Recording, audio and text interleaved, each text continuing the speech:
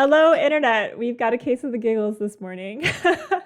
Thank you for joining us. If you're just tuning in, let's get Pirate Jams going, first of all. If you're just tuning in, this is our regularly scheduled Sunday morning RPG slot on Insight Checked. We are down one player today because of COVID. Fuck COVID. So feel better, Kimberly. We are sorry that you're not here. Also, I'm supposed to swear less on stream. So we hate COVID is the PG version of that. But yes, welcome everyone. So glad you could be here today. TTRPGs on Sundays, video games on Thursdays, shenanigans always. I'm Allison, I'm the GM, and my computer was freaking me out this morning. It shut off randomly, which is never a good sign for computers. So hopefully stream goes well today. But yeah, I'm a little nervous. My players have talked me off the ledge though, so thank you, players, for bringing me back to reality here. I'd love if you could introduce yourselves. So let us know who you are, what you're all about, and who is your character, and what is your character all about. Let's start with Tech, if you could kick us off this morning. Good morning, everyone. I'm Tech. Very big RPG fan, video game fan, bad at all things but stumbling through them excitedly. Giles is a navigator, wants to make a big name for himself, big on notoriety, very insecure at the same time, so bear with him because he gets very stressed out very quickly. And he's just trying to make a name for himself. And what does he look like? So he's in his 20s, and although he's very young, he's got graying hair from the stress of academia, and big bags under his eyes because he's spent too many times reading in a library with low light and not getting enough sleep.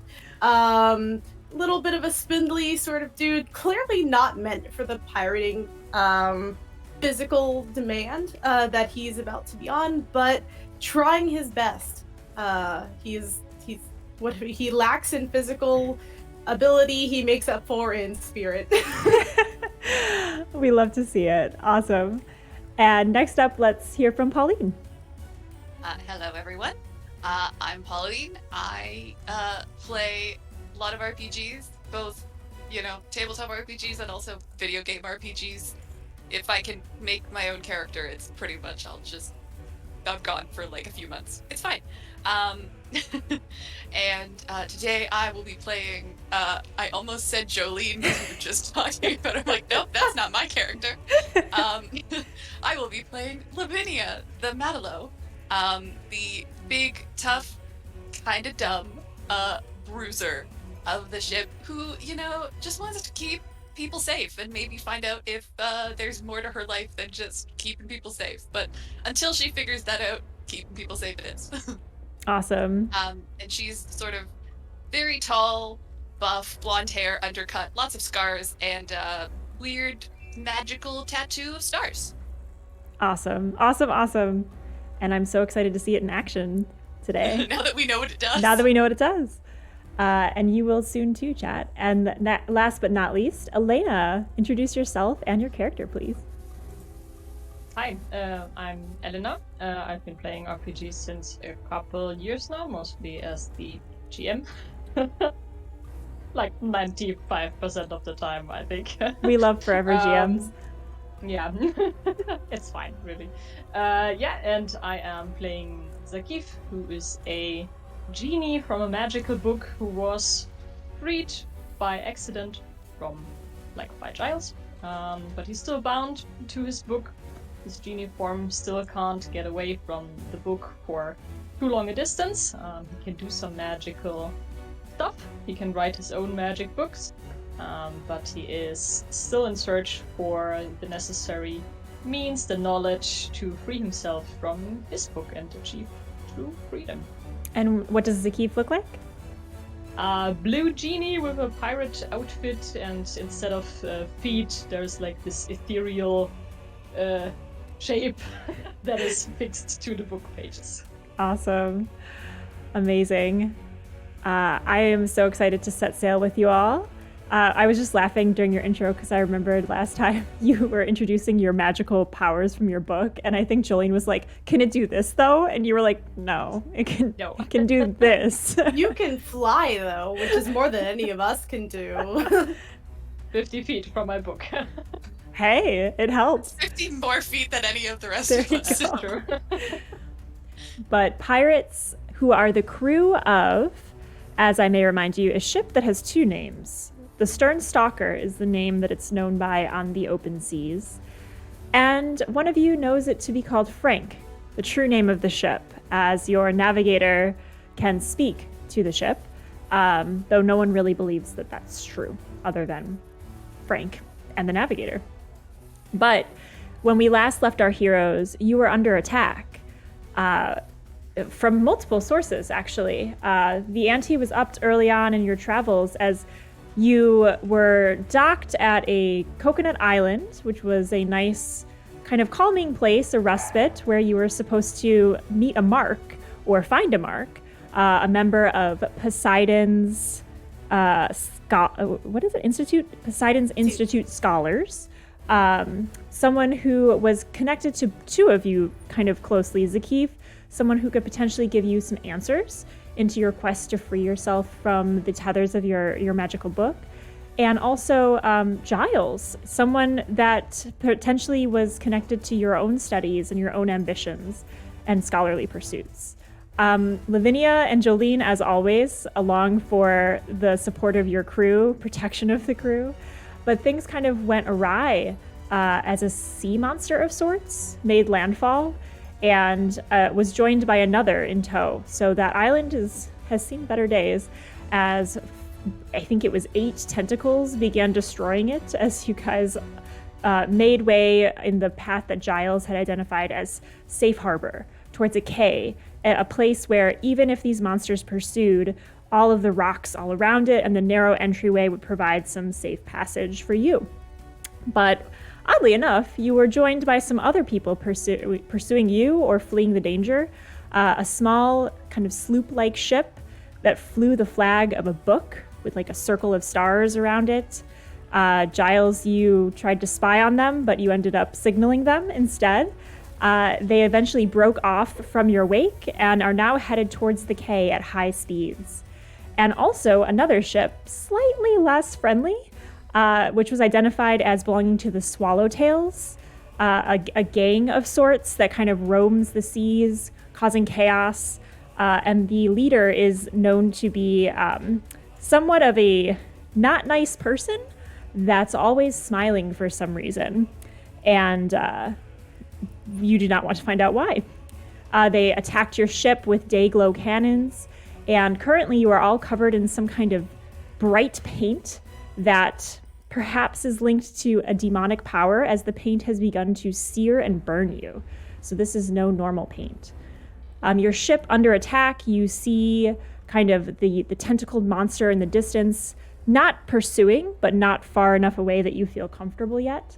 And you're currently engaged in a battle with this ship as you approach the Quay. So, crew, I see that we have some items to pick up on. Number one being that you all took harm from shrapnel, but your ship did not. So if someone could mark 1 wreck on your ship from that last cannon blast, as I neglected to harm Frank in the battle. I see you're sad, Giles, but it's true. And then I had Rolf and Jolene. They were loading the cannon. You had also just found out that the crew of the Swallowtail ship is very young, very inexperienced, and being yelled at by Captain Lucid, this figure in a large black plumed hat and mirrored aviator sunglasses with kind of like this shit-eating grin on his face. Crew, what do you do in this moment of stress, chaos, and pain as you all begin to feel the burning of this paint all over your bodies?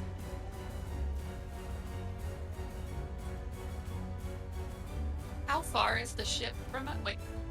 Yes, good, I'm not muted. I just wanted to I was like, oh, did I mute myself? How far away is the ship from us? The Swallowtails. I think you had kind of caught a little bit in the whirlpool and you moved a little bit closer to it. So you're like 50, 80 feet away from it. Okay. We could Too say far 50, for me to 50 jump in, over, 50 in but some that's parts, if Zakif was interested in going over there.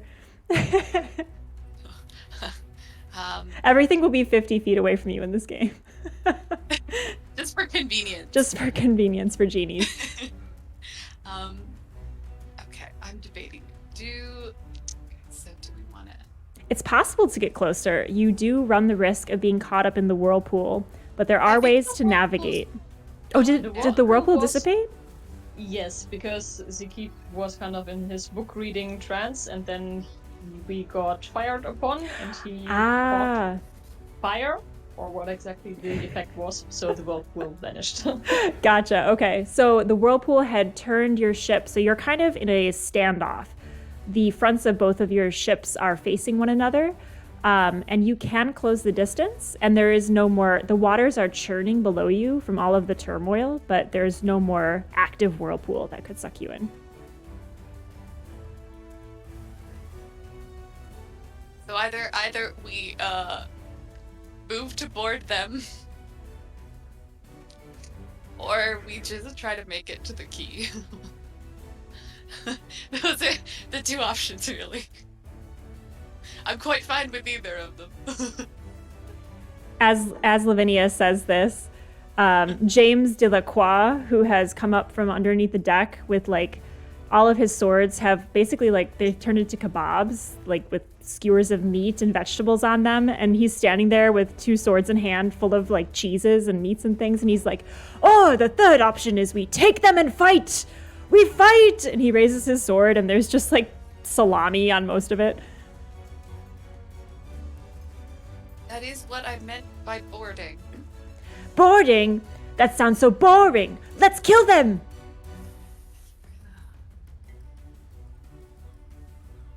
I'm Keith supposed starts- to be the dumb one.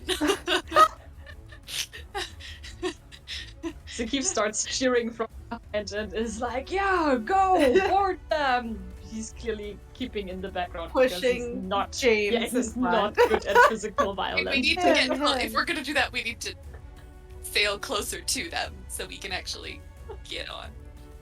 Mary is kind of hanging onto the rigging.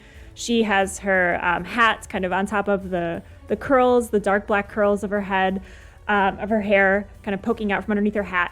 And she looks to you, kind of all of you, as you do not have a captain per se, but it seems like this is a very egalitarian crew, and Council. it's a council of captains. But she looks to all three of you and says, "Aye, are we going closer, or are we making haste towards the quay?" If we take out Captain Lucid, I don't think that crew will act against us. Good point. Good point. Fair. Did we establish it was spring? Sorry, just so I remember. Hashtag navigator questions. Yeah, spring. Is that spring? I guess currently in the real world it is spring. Yeah, it sounds nice. It's springtime here as well. But it's Okay. hot always. It's just always hot in the world of being a pirate. We're just all at the equator, so it's just warm always. Mm-hmm. I would like to use my Star Caller ability. Excellent. You follow the stars, and sometimes they follow you back. Whenever you wish to bless a crewmate or yourself, spend X luck and call upon an available constellation of the current season. If that crewmate attempts the constellation's associated move anytime before next sunrise, they take plus XD, which I think is one dice. Yes. Okay. I don't know if anyone has good Spitfire. I have +1, but I don't know how. What? Okay. Because alternatively, there's a spring constellation called the Standing God, which affects Twist Fate. Which we could, find a flaw or vulnerability in our opponent that way. So, I don't know, Pauline, if you're feeling particularly lucky as Lavinia. Charles never feels lucky, so. I mean, I'm gonna be honest. Anything that I do against this, I'm gonna be going for the physical smashy. Do it. Fair. Let's I'm gonna do be it. Hulk smashing. Yeah. Let's do it. I mean, if you want, roll for, I'll spend a luck, Mm-hmm. my one luck, and then you can add a dice to your Spitfire roll, and roll for Twist Fate. Yep. And I'm you can hoping use... the dice spot's gonna be nicer this time. Oh my gosh. The dice bot was so cruel to you guys. I think you had 2 successes the whole time. So yes, for +1d, that's +1 dice, Okay. add 1 extra dice to your roll and use the 2 highest dice totals. So, Gotcha. 3d6. Cool. All right. Well, it seems like we've made a decision. So I'm pretty sure I'm still up at the steering wheel. So I'm just gonna say, this is what you would do for steamships, not for a pirate, not for sailing vessels. Yep. But I don't Nope. know. This one's good. This one All follows all the ahead, rules. That's definitely for steamship because it's stoking the engine. We're getting closer. We're heading slightly closer. Yes. It's ships, not cars. Yeah. And Ahead. which direction do you head? To where I'm listening to the Pirates of the Caribbean theme, and the main theme just started, so I'm like, perfect. Towards the other ship Awesome. to get into range for boarding. Fantastic. Okay, so So yeah, I'll say all straight ahead, prepare to board. awesome. So with the intention of Giles's move, is that a twist fate? Just to clarify, that's a twist fate anytime in the future, correct? Yes. As long Before the as next you sunrise, as long as you use it before the next sunrise. Okay, and which remind is me daytime. So. remind me of the name of that move, Giles. Star Caller? So what does it look like as in the heat of battle here? as you're all feeling the searing, kind of extra worldly burning of your skin of this paint, which you thought was just paint, but apparently is something more. As Lavinia is like making this decision, how does Giles' navigational knowledge, like what does this look like in context of the narrative? I feel like, so one of the items that Giles has is an astrolabe and a token to an old god. So I feel like he's just gonna like the token I imagine is just a very cute shiny rock, because that's what I would want if I had to carry a token around. And so he's gonna like reflect the light through the rock, like, because it's very translucent, like off the astrolabe at Lavinia, and that's just his way of like he like lines it up correctly, the right angles. I don't know how an astrolabe works. I assume there's like angles and stuff and like dials. And uses that to get the right positioning and then glints it off Lavinia. Whether or not Lavinia knows that he's done this is TBD. She might feel like a sensation, like a warming of some sort, or like a surge of power. I'm not sure. I feel the warming, but it's hard to differentiate that from the slight burning. Yeah. Is that a sunburn? Is it the day glow burn? We're just burning all around. And he's gonna, that's basically what she'll feel, and whether or not he tells her in the heat of this, I don't think he's able to, but Yeah. Yep. That's awesome. So, Lavinia, I feel like you may have felt this sensation before, but as you said, it's hard to tell. It's hard to suss out between all of the burnings that are happening to you right now. But you have given the order, and the crew jumps into action. James Delacroix with his swords he's just like he like does the like the ninja move where he like draws them and flings them to the side, and all of the meats and cheeses go flying off of them as he like Naruto runs towards the front of the ship, and he's like, "And we fight!" as he like just charges forward, his mustache blowing back in the wind. The other members of the crew are preparing for battle. I would like you to roll to navigate your ship towards this other ship through the choppy waters as the whirlpool has dissipated. Yep. Come on, virtual dice gods. Be kind. Oh my god. All right. What was that? It was a 6. Oh my gosh. I rolled a 3 and a 2. That's uncanny. clearly the dice bot did not learn from last No. So, you know what? I don't want our ship to wreck against the rocks near this key. So I'm going to spend a luck and make that a 12. All right. That makes a lot of sense to me as well. Love it, using my luck in the first, like, 20 minutes of game. I also used my gonna luck, end well. so Hopefully this is the last residual failure of this dice bot. I mean, to be fair, if I rolled that while fighting someone, I'd be pretty much okay.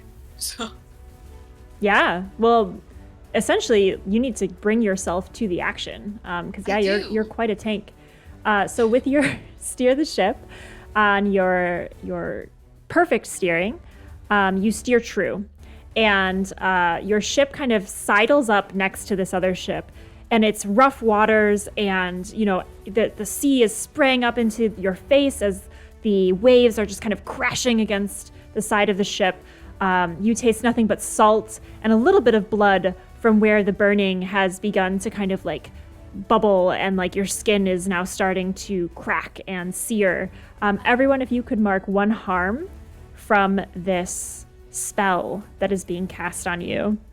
As your ship sidles up to the Swallowtail's ship, you see the captain who's been barking orders on the deck.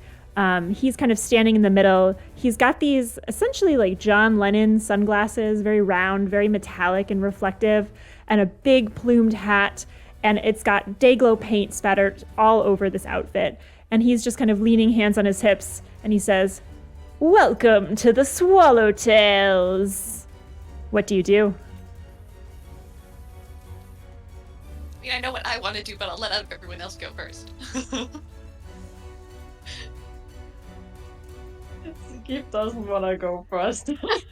What does the keep do? I think when we steer, because you said we took a harm, I think maybe Ziki like he bumps into the main mast of the ship and is like holding his head. He's a little bit disoriented just now, but he does draw his poor dagger, his rusty dagger from his spells. He tries to let other people go first, but he's ready if it comes to it. Love it. What about Giles? I was just trying to remember what weapon I picked, and I think I picked a cutlass. Giles doesn't know, I don't think. He's not very, like, well-versed. Someone gave him a weapon. He's like, I don't know what this is. It's pointy. He's gonna very, like, without any sense of how this needs to look, like, take it out and be like, yeah, he's not holding it right. Like, he's trying his best. I feel like James would want to correct him, would like reach over and like flip it around the right way. So he's like, the sharp side isn't facing his face. And Giles is just posturing at this point. He's just, I'm also one of the pirates.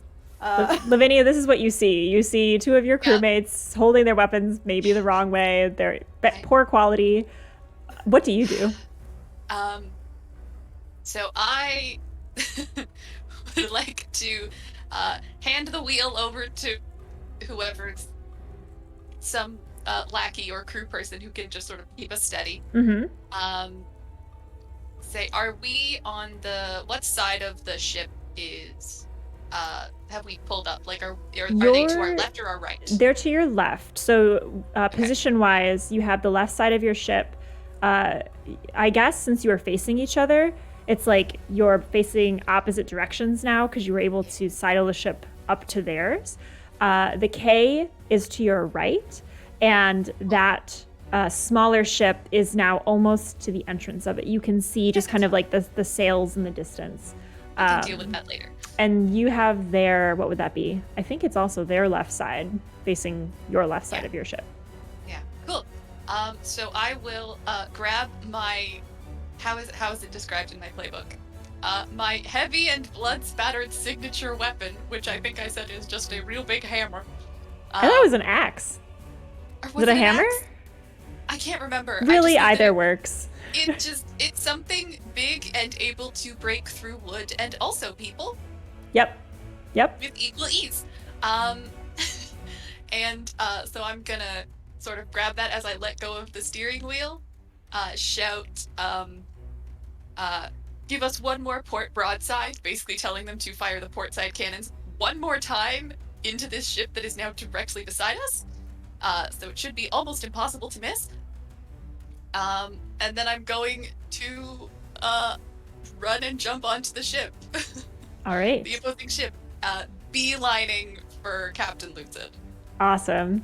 So Lavinia, in a slow-mo kind of freeze frame shot, is like jumping from ship to ship. Like, I'm picturing the camera below you, and we see kind of an upwards view of both ships as Lavinia, her large form, is just kind of leaping through the air with, is it an axe or a hammer? Which one would you like us to envision? One side is an axe, the other side is a hammer. Well, so not quite, but you can get, there's some, I can't remember what it's called, but it's like a hammer on one end, and then the other side is just basically like it goes into like a nice point. Mm-hmm. So it's like that. Awesome. So that the sun is glinting off of this very intense-looking weapon, which is not often seen out here on the seas. I also don't know what the damage rating of this weapon is. It doesn't say. Oh, interesting. It just says a signature weapon. Let's go unknown stabby. Let's go with it says it can be heavy and blood spatter or quick and deadly. So a lot of this game, it's in addition to harm being dealt out, it's the tag that matters narratively. Okay. So do pay attention to those tags because that tells you what happens in the narrative as well as kind of the mechanical harm that's dealt. Gotcha. Okay. And they can have different effects too. So well, which if we get an advancement, all my weapons get one wreck as a property, including my fists. So. I was gonna start you guys with an advancement. However, you kind of ended in the middle of a scene. So you never know what might happen at the end of this little vignette. Yeah. So we have a leaping Lavinia. For the rest of the crew, would you like the NPCs to take this order that Lavinia has ordered about the cannons, or are you feeling engaged with the canon order, either of you two? I feel like that's the faces your characters would make. I feel like Jolene was at the cannons, so it would probably actually be Jolene leading this. I believe so too. Yeah, it was Jolene and Rolf. So you might actually have to shut it twice, Lavinia, like maybe mid-jump, because as you yelled, like, you know, let's give them another round with these cannons. Let's give them another round with these point blank cannons. And you look, and Jolene and Rolf are kind of like flirting by the cannons. Mary's like, "Are you kidding me?" From the As I land, I'm just like, helm. fire the damn cannons! So the cannons will actually fire as you land instead of before you leapt, as you had hoped. What? Sure. But it is point blank, so no one needs to roll for this. As the cannons fire into the ship, you hear them kind of just impact the wood. The reverberation from them firing shakes the ship underneath your feet, Giles and Zakif. Not so much because you're floating, but you do feel the impact as their ship takes an additional harm, or wreck, I should say. And you do see some of their crew beginning to jump ship. So they're not loyal, as Jolene was able to suss out earlier. They're young, they're seemingly abused by this captain. There doesn't seem to be much loyalty amongst this crew. There are some still there, ready for the fight, and they look like they're there because they enjoy fighting. Not that there's any particularly loyalty to the Swallowtails, but this looks like fun to them. You do feel next to you another pair of boots land as James Delacroix looks at you with a dashing grin, both of his swords drawn, and he's like, "And now, this is the part that we enjoy the most." So yeah, looking at James, I just sort of say, kind of quite bloodthirsty at this point, just sort of say, "The captain's mine, deal with the rest." He nods and says, "I don't like the arrangement, but I'm happy to be here, so I will deal with that later." He's positive. At least he's positive about That's it. his redeeming quality. Positivity. Positivity and slightly toxically masculine. As you say that, Lavinia, you say that the captain is mine. The captain himself, Captain Lucid, never stopped smiling this entire time. And the smile deepens. It's almost like a Joker-like grin at this point. And he says, "Ah, the big dumb one talks, huh?" Looking to you, Lavinia. I've been talking the whole fucking time, dude. And then I'm just gonna swing. I'd actually Do like you wanna to... use Oh, go your ahead, Ty. twist fate? No, I'm just letting just so you know his vulnerability and flaw. Just Ooh, that would be fun. That's a good in idea. advance. Charles is there just to like chime in like Actually, a tooltip. that's Like a good point. As I say, I've been talking the whole fucking time. I would like to, use Twist of Fate to see what his reaction to that is. Perfect. And sort of use that to gauge. But What kind of a person is this? before you can do that, I would like Yeah. to invoke a compel on you. You've been insulted. Okay. And so I'm compelling you on your weakness, which is to kind of fly into a rage and do something dumb. If you're insulted, if you'd like to resist this compel, you can roll, I believe it is, stand your ground. Yeah. Yes. can I help? Yeah, I would like how to do you help? by tool tipping and being like, let's ground ourselves a little bit. Cause that's Giles' Deep breath. function. So what mechanically So mechanically, what we've does got a help few do things lined up. mechanically? So Yeah. I do not believe this game has a help move. Correct me if I'm wrong. Oh really? I thought there was one for like bond. Yeah, I mean, I can spend bond. I can to spend assist. bond with someone to basically help. Yeah, myself. there's no basic move that's a help move, but Aw, individually in okay. No, but I playbooks think you we can do I things. think we can all do that. I think with Mhm. rank and bond, it says like I if you have have a rank bond with your move. crewmate, you can spend bond to assist or hinder that crewmate, and Oh, with the they +1 get to their +1 roll. or -1. Yeah. Yeah, you're right. Okay, so it says rank represents your relationships. So your playbook gives you rank to allocate to crewmates. If you have 3 points of rank, you can give 2 to them. You can spend 2 bond with that crewmate, blah, blah, blah, blah.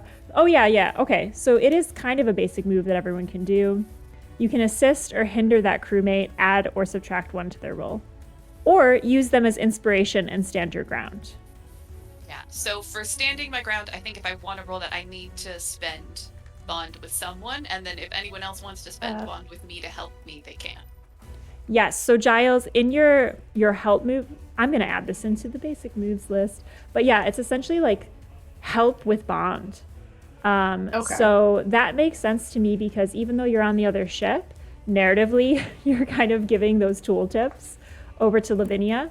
And it makes sense too because Lavinia was the one that comforted you earlier to help you resist your own compel, your own weakness.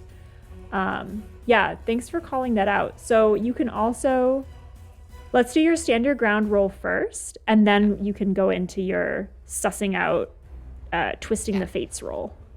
Okay. So I'm going to spend my bond with the ship for this, specifically because this is, I like the ship, and I would like to. The ship is currently kind of doing what I told it to and firing on us, and I can't protect the people on the ship if I'm doing something dumb. Yep. And then are you adding Giles's bond spend? Yeah. I think that'll also be a plus, an additional. So that's a +2? Yes. 13! Nice. We Man, We had to bribe the dice bot. Like, We really did. We had to be like, look at how much we're spending. there's no middle ground with this dice bot though. Like it wasn't even a partial. So on a hit, I've escaped my vices. So Lavinia, describe what it feels to feel insulted as Lavinia, and then how do you overcome that?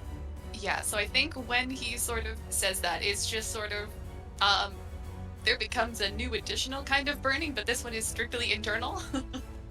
As it's sort of like, just, not even necessarily being like, oh, that was mean, but just like, I am literally the person who has been shouting orders to this crew the entire goddamn time. And you're saying, oh, she talks. It's like, yeah, no shit, everyone can talk, you dumb motherfucker. And just getting like so worked up, like, what kind of person are you? And then you have to sort of this internal sort of rate, and then getting really, really angry, and then I think probably hearing like James starting to like fight with other people and hearing the cannons go off, just being like, no, the ship is here. I don't need to fly off the handle right now. I will knock this smirk off this smug asshole's face. Just not right this instant. And it will be how I want it to be. Awesome.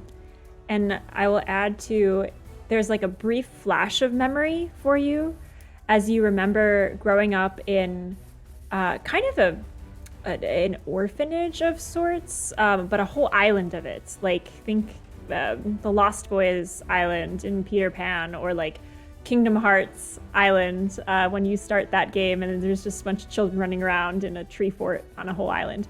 That was where you and Jolene grew up, kind of essentially left there by parents who were off traveling the high seas and adventuring. And as scrappy and resilient as the children of this world are, they kind of built their own society and took care of one another as the adults kind of came and went in your lives.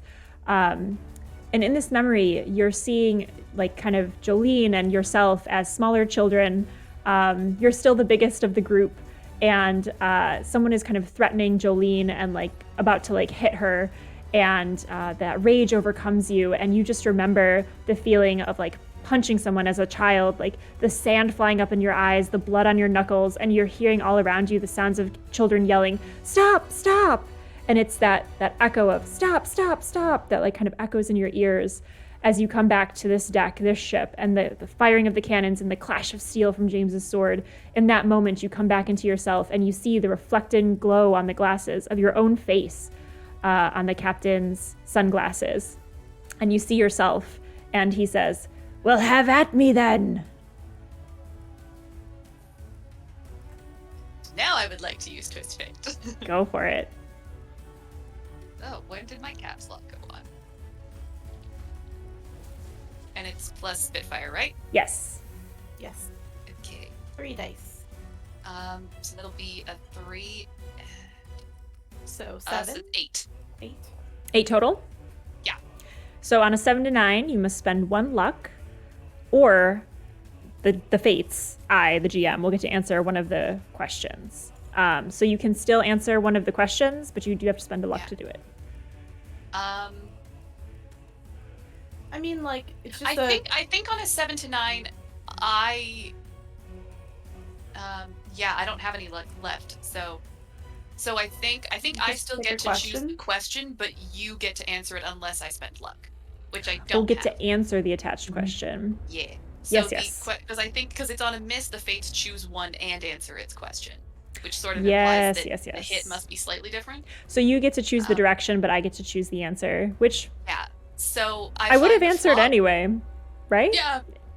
But okay. Well, I think it's I that. will, you know what? I will I let think you it's mark. well. I think it's that on a hit. I think it's that I get to answer the question.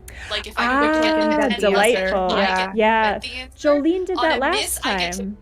On a 7 to 9, I get to pick the question, but you pick the answer. Mhm. And then on a miss, you pick the question and the answer. That checks out. Jolene did that last time, right? She kind of answered for the young folks on the ship. Yes. I will say I'm interested in this, and because of the personal connections that you're having in this moment, I would allow you to mark a weakness to bump it up to a full, especially with Giles' help and using a special move and everything. If you wanted to mark a weakness in lieu of marking luck, I think that makes a lot of sense as well. I will mark, because this feels appropriate, bloodthirsty. Awesome. Because I feel like this is sort of like she's just getting so angry and upset at this goddamn person. Yep. So go ahead and mark that. Yeah. And So the when condition angry, I to attempt clear. murder. That's the compel. I would just like to point that out. Bloodthirsty. Yep. Yep. That checks out. Yeah. And in order to clear it, murder. you have to destroy something important. Mhm. Awesome. So go ahead and pick your question and your answer. So the question is flaw. I find a flaw or vulnerability in my opponent. And I think the flaw I find is that the reason he always wears the like heavy mirrored aviator shades is because he like his eyes are really photosensitive. And so he wears the sort of shades so that he can see properly. Love it. And not so just look cool. and and he also like he leans into the cool factor of it and like an intimidation factor, but there's a far more practical reason behind it, which is if someone knocks these sunglasses off my face, I will be blind. Awesome. Or almost. Awesome. So you have that in a flash of insight as you see yourself reflected twice in each sunglass. We're going to freeze your scene there and go back to the ship where Zakif and Giles have seen both James and Lavinia board the other ship. Zakif and Giles, you are not interested in fighting, supporting how you can. Where are your heads at in this moment?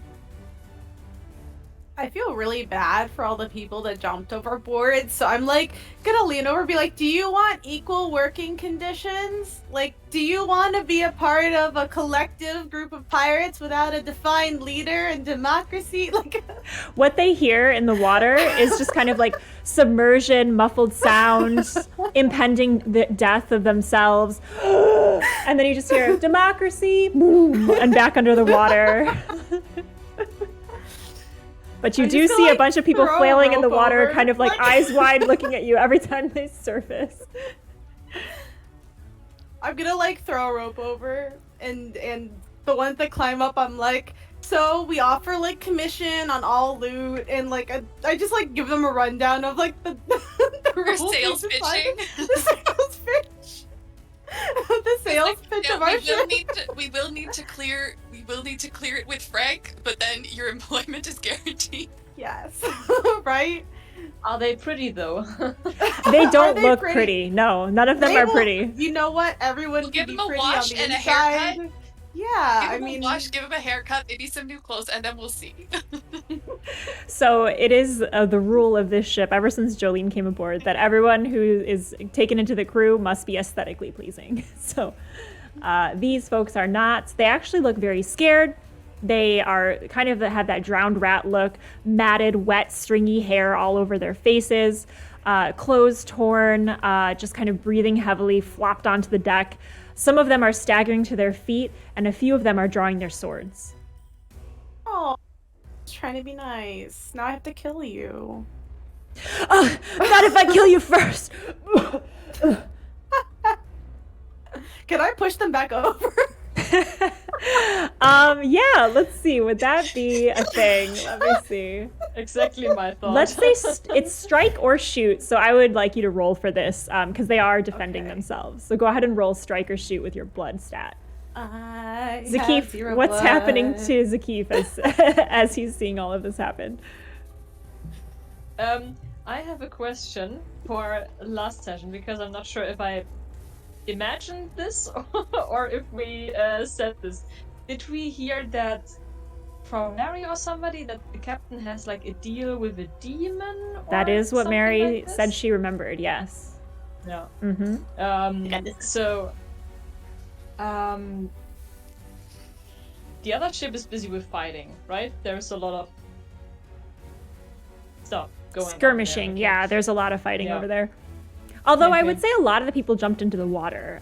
So there's a few people that look very cutthroat and just as amped up as James is usually. Like people are just fighting to fight that have stayed aboard, but everyone else has kind of jumped into the water, looking scared and ready to just try to survive. There's a lot of survival instinct for the rest of the crew. Oh, okay. Then I would try to float over to the other ship in a. I can't leak while I float, but I'll try to go where nobody will notice me immediately. And I want to sort of position myself behind their captain, and I want to observe the scene because I want to figure out if it's like a genie situation. If he has an object on him that this entity is bound to, that I can maybe steal, something like this. Very If cool. I can figure out where the connection comes from. Very cool. Okay. So you float over. Let's see. Let's have you twist fate. I think that's the best roll for this. Because you're, or you could size up. I also have the investigate move from myself. When you investigate a scene in detail, then blah blah blah. Yeah, I think seize that's up very would pertinent. also work. Yeah, whichever one you feel like fits better with Zakif's intentions here. I'm gonna go for the investigate because then I also maybe can ask what's hidden here, or is there something that I can use to my advantage? Yeah, I think that makes sense. I feel like Twist Fate it's like a high risk, high reward investigate. Yeah. Yeah. It also kind of a little bit like the flashback mechanic from Blades in the Dark, where it goes like, oh, I have this hidden in my pocket the whole time. Wow. Awesome. That Go I ahead totally and roll forgot that. about until just now. roll your investigate. Giles, how did you do over there? Dicebot is back on its bullshit and gave me a 6. So, Yikes. I mean, that seems very on brand for Giles, though. He's not. He doesn't know what he's doing. He's just trying to be big and bad. But So, unfortunately, you are unable to land a blow on pushing this person off the edge. You do hear in your mind, as you are kind of making contact with the bottom of the ship, Frank, who says, "Giles, disturbance?" as a question, as there's feet and people pounding on the ship that he is unaware of typically. So the ship is aware that it has been boarded by other folks. The person that you attempt to push off kind of grabs onto the balcony and steadies himself. And because it was a failed roll, I think is just kind of in fight or flight mode and just like reaches out and punches you, kind of clocks you in the face. So you would take 1 harm from that. And they're not looking to, I think they're just really in this like scared in a corner, like they're not fighting for the swallowtails at this point. They're fighting to not die. I offered them commission. I don't know why they would be scared of me. It doesn't. Did my sales pitch work on no one? It doesn't seem like they have had any kind of kindness in their lives, and your words were not seen as a like legitimate offer. They all seem frightened and very much like long-standing abused, like by various captains.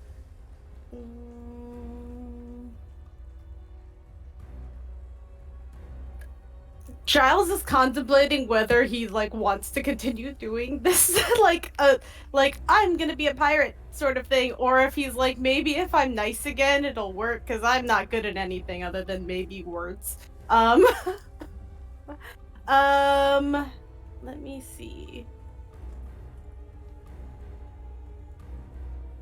Can I roll to twist fate? Because I have no idea, like, I don't really know how best to provide an outcome, I guess. Yeah, I mean, as a navigator faced with a crew of scared and violent boarded pirates, I think that's very fair. Yeah, roll to twist fate with your Spitfire. Okay. 7. I love to hear that the roll didn't fail. I'm so happy, you know? Thankfully I have +1 to Spitfire, which is the only thing I have a +1 to. So I will give you the same offer I gave Lavinia, just in light of all of the failed rolls in this game, which, you know, I love a good failure, but it's pretty hard on you guys at this point. You're kind of down on your luck. So in that light, yeah, you don't need to spend a luck. You could if you want, or you can take a weakness. Your choice. I'm gonna take a weakness because it seems very on brand for Giles. I'm gonna pick socially challenged, which is -1 on going to polish, because this has been like he's lost his like confidence a little bit in being able to speak to people, and he's just like last ditch effort trying to like convince them. But he's a little insecure more than usual now, and needs some like introvert alone time to like recharge from this situation. Fair. So as you begin to feel like completely out of your element, you ask yourself, I offered you bonuses and a democratic structure for the crew. Like, what more could you want? And this poor, wet, bedraggled, fallen off the boat crewmate of the Swallowtails, who, by the way, like they have the paint splattered on them as well. And you see some of it like splattered on their bodies in addition to being on their clothing. He's kind of like leaning over, kind of like spitting up seawater, and like he's got like his fist raised at you still. And he's like, I don't know what you're trying to pull, but it's you or me. It's you or me. That's the only world I know. Go ahead and ask your question. Oh. I was thinking that you find a flaw or vulnerability in your opponent, I mean, I guess playing on the fact that like they've clearly not had a good time. Just generally, they've had a time, but it has not been good. In recent in recent days. I'm gonna say that like their biggest I mean, they're very vulnerable right now. They're very scared to be confronted, and like you said, they don't respond well because they're not used to kindness. But it would be almost catching them off guard or disarming them in a way that would make them open up if someone were to come at them unarmed. So I'm just going to like put my weapons down and pick up a blanket. I'm assuming there's like some sort of rag or something around like that I could use as a blanket. Pick up a blanket and just like slowly approach him and just kind of like wrap him in a hug blanket. Because like he's never seen like kindness or like, and I want to prove with he didn't understand my words, so maybe my actions would be more helpful. Yeah. And he's more responsive to that than what I tried before. At first, as you approach, he like puts both fists up and he's like, I can fight, stay back. And as the hug blanket Also, if he's like swaddled, he can't punch me. as the hug blanket What is it with you and swaddling? Yes, oh god, our first campaign started with a baby blanket and swaddling. I don't know, it's a thing. It's an effective method of comfort. Yeah, I mean, it's worked. It's also Confusing physically situation. disarming. I really There's need layers. to homebrew a role for swaddle, like in any campaign that Tech is in. Why has it always come back to a blanket and swaddling? I don't know. As- Really, that's what we all want. There's like some psychologist is like, There's a psychologist We all up in want to these be VODs. deadly swaddled in a blanket by somebody. Let's be real. Psychologists all up in these VODs, like, yep, interesting. There's my dissertation right there. As the swaddle blanket comes at this individual, in actuality, you do feel like there's a moment in his face that he is trying to like resist and fight and possibly like looks overboard to see if that's the better option here than being taken captive. But as the blanket provides warmth, he realizes that he is cold, so cold from these cold waters, and his teeth begin chattering, and he realizes in the opposite of feeling warmth, the coldness that he feels and the bodily pain that he's feeling. And for a moment, for the first time in his life, he just feels comforted, and it's so confusing to him that he does nothing. He just is in shock and just stands there in perfect shock, unable to process this.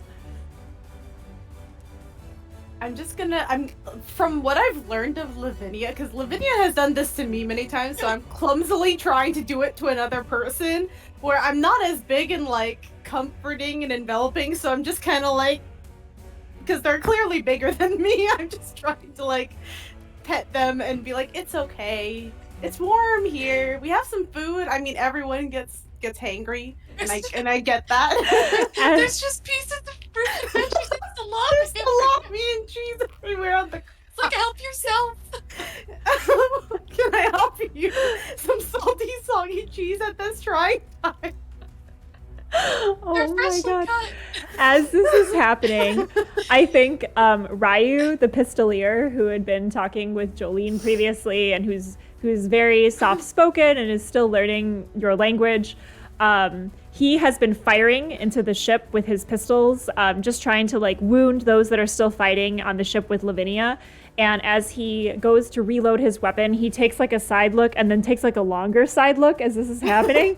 And he just stares at you and says, "Good tactic." Oh god, I'm crying. Oh goodness. Can I offer you some cantaloupe? It's been on the floor, but I promise it's good. It's brined. It's brined. Everything's been brined. As Ryu is learning what a pirate looks like on the crew of the Frank, We'll cut over to Zakif, who Lavinia you can see, but the captain has not been alerted to Zakif's presence. Zakif, what was the results of your investigate roll? I rolled an 11. Nice. All right. So that's from your playbook, correct? Yes. Exactly. So go ahead and resolve your investigate. Yes, so I can ask 2 questions, and I'm going to pick.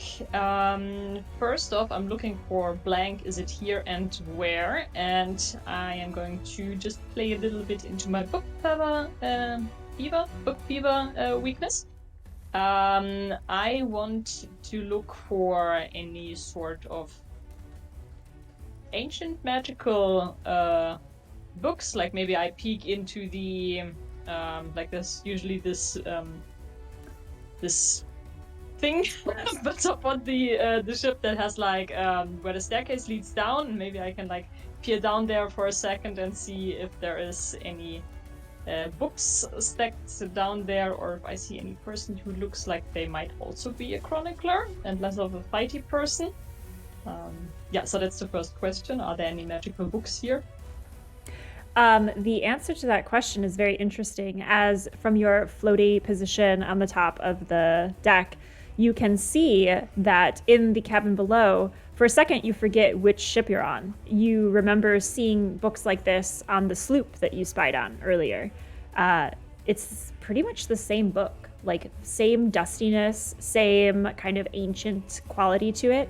This book is black and it's bound in kind of like a leather type substance, except it's kind of has very thick stitching that almost looks like sutures on a human skin, and it has red kind of like viney glowing energy that pulses on it occasionally.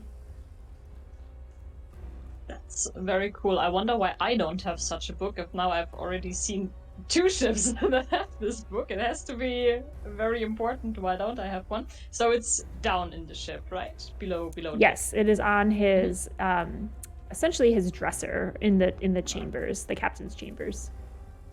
No. That checks out. The second question is there something here that I can use to my advantage, and what is it? Interesting.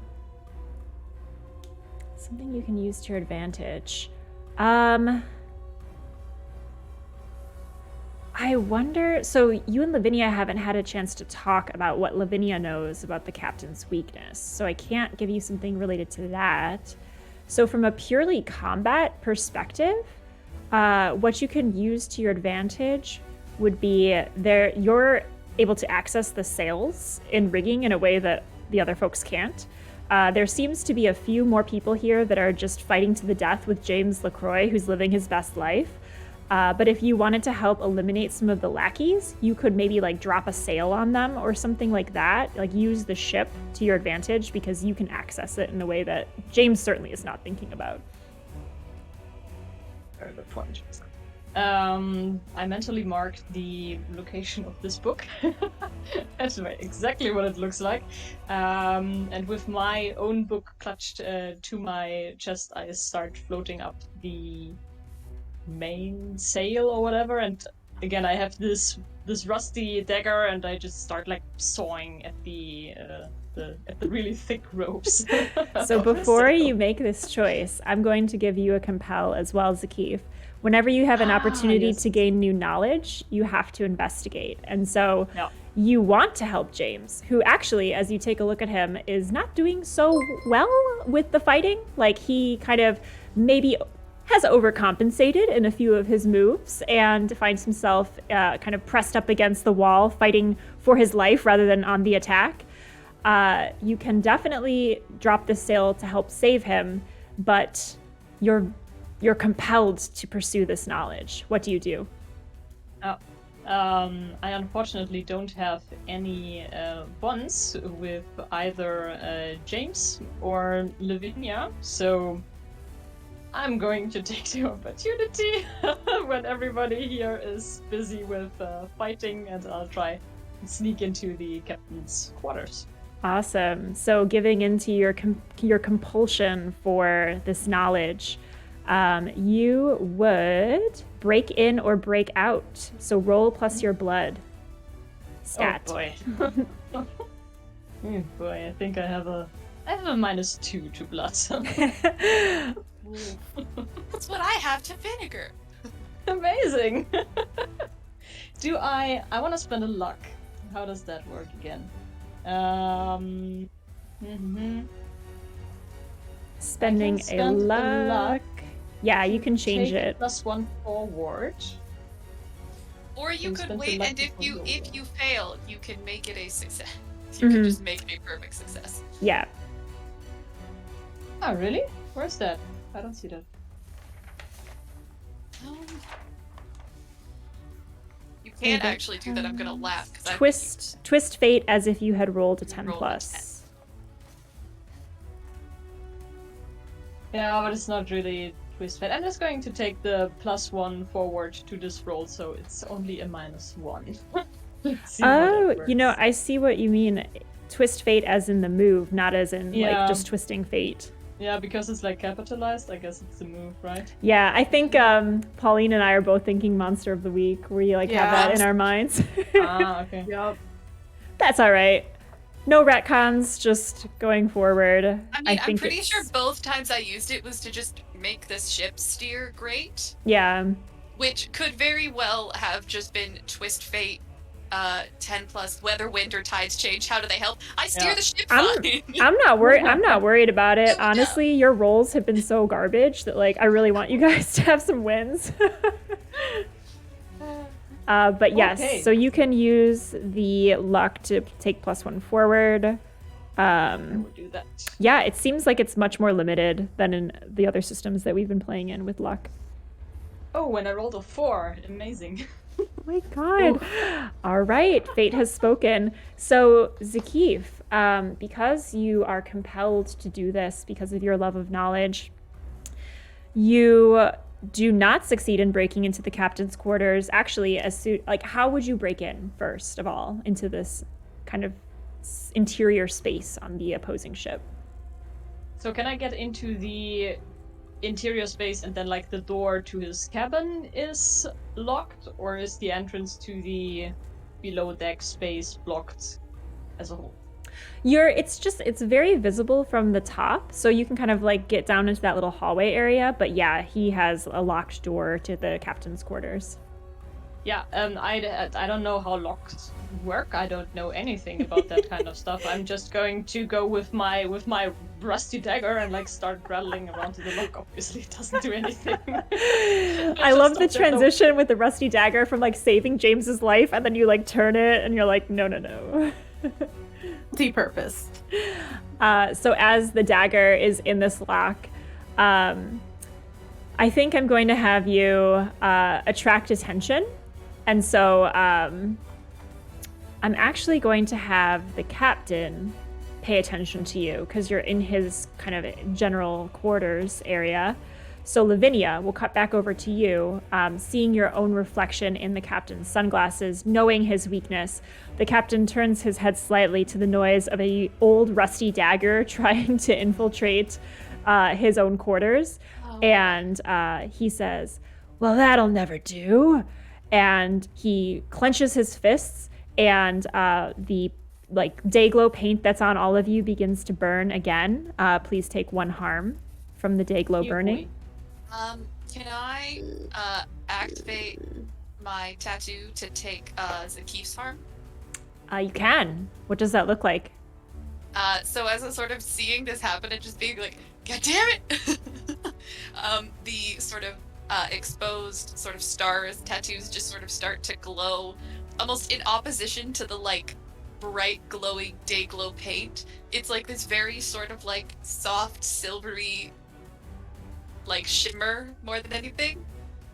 And then it just sort of it flares a bit in the color of the day glow paint as sort of the paint on Zakif, the glow diminishes. Zakif, you feel this to be an ancient magic, something that is very, very real, very powerful, and tied to Lavinia's protection of you. Do you feel an increased trust of Lavinia in this moment? I absolutely do, because that would have brought me, that one harm would have brought me into the gray area or the dark area. I figured. Yeah. So like his genie skin starts to do this burning sensation that he has experienced before, and then the connection to Lavinia flares up, and he looks back and is like, "Thanks. I think I should get away. Maybe." Do you have Question: any? if you have just the like gray circles left, is that bad, or is it you have to When you be mark going it. into them? Yeah, when you mark When you it. mark it. Okay. Yep. Cool. And also on that last one, Giles, he's not really paying attention to you right now. Like he didn't do like a mass activation of that. Okay. It was targeted to these two, so you don't need to mark one for the last one. Clear. But yes, you also can get into last words territory if you take more weaknesses than you have room for. So that's another meter that you can fill up. And Zakif, do you have any trust-related mechanics? Yeah, I mean, it says when you trust or confide in a crewmate completely, they add 1 rank with you, or I remove 1 rank with a book, which is your choice. So I'm not sure. Like, the choice is either you get a rank with me, or you destroy one of my books.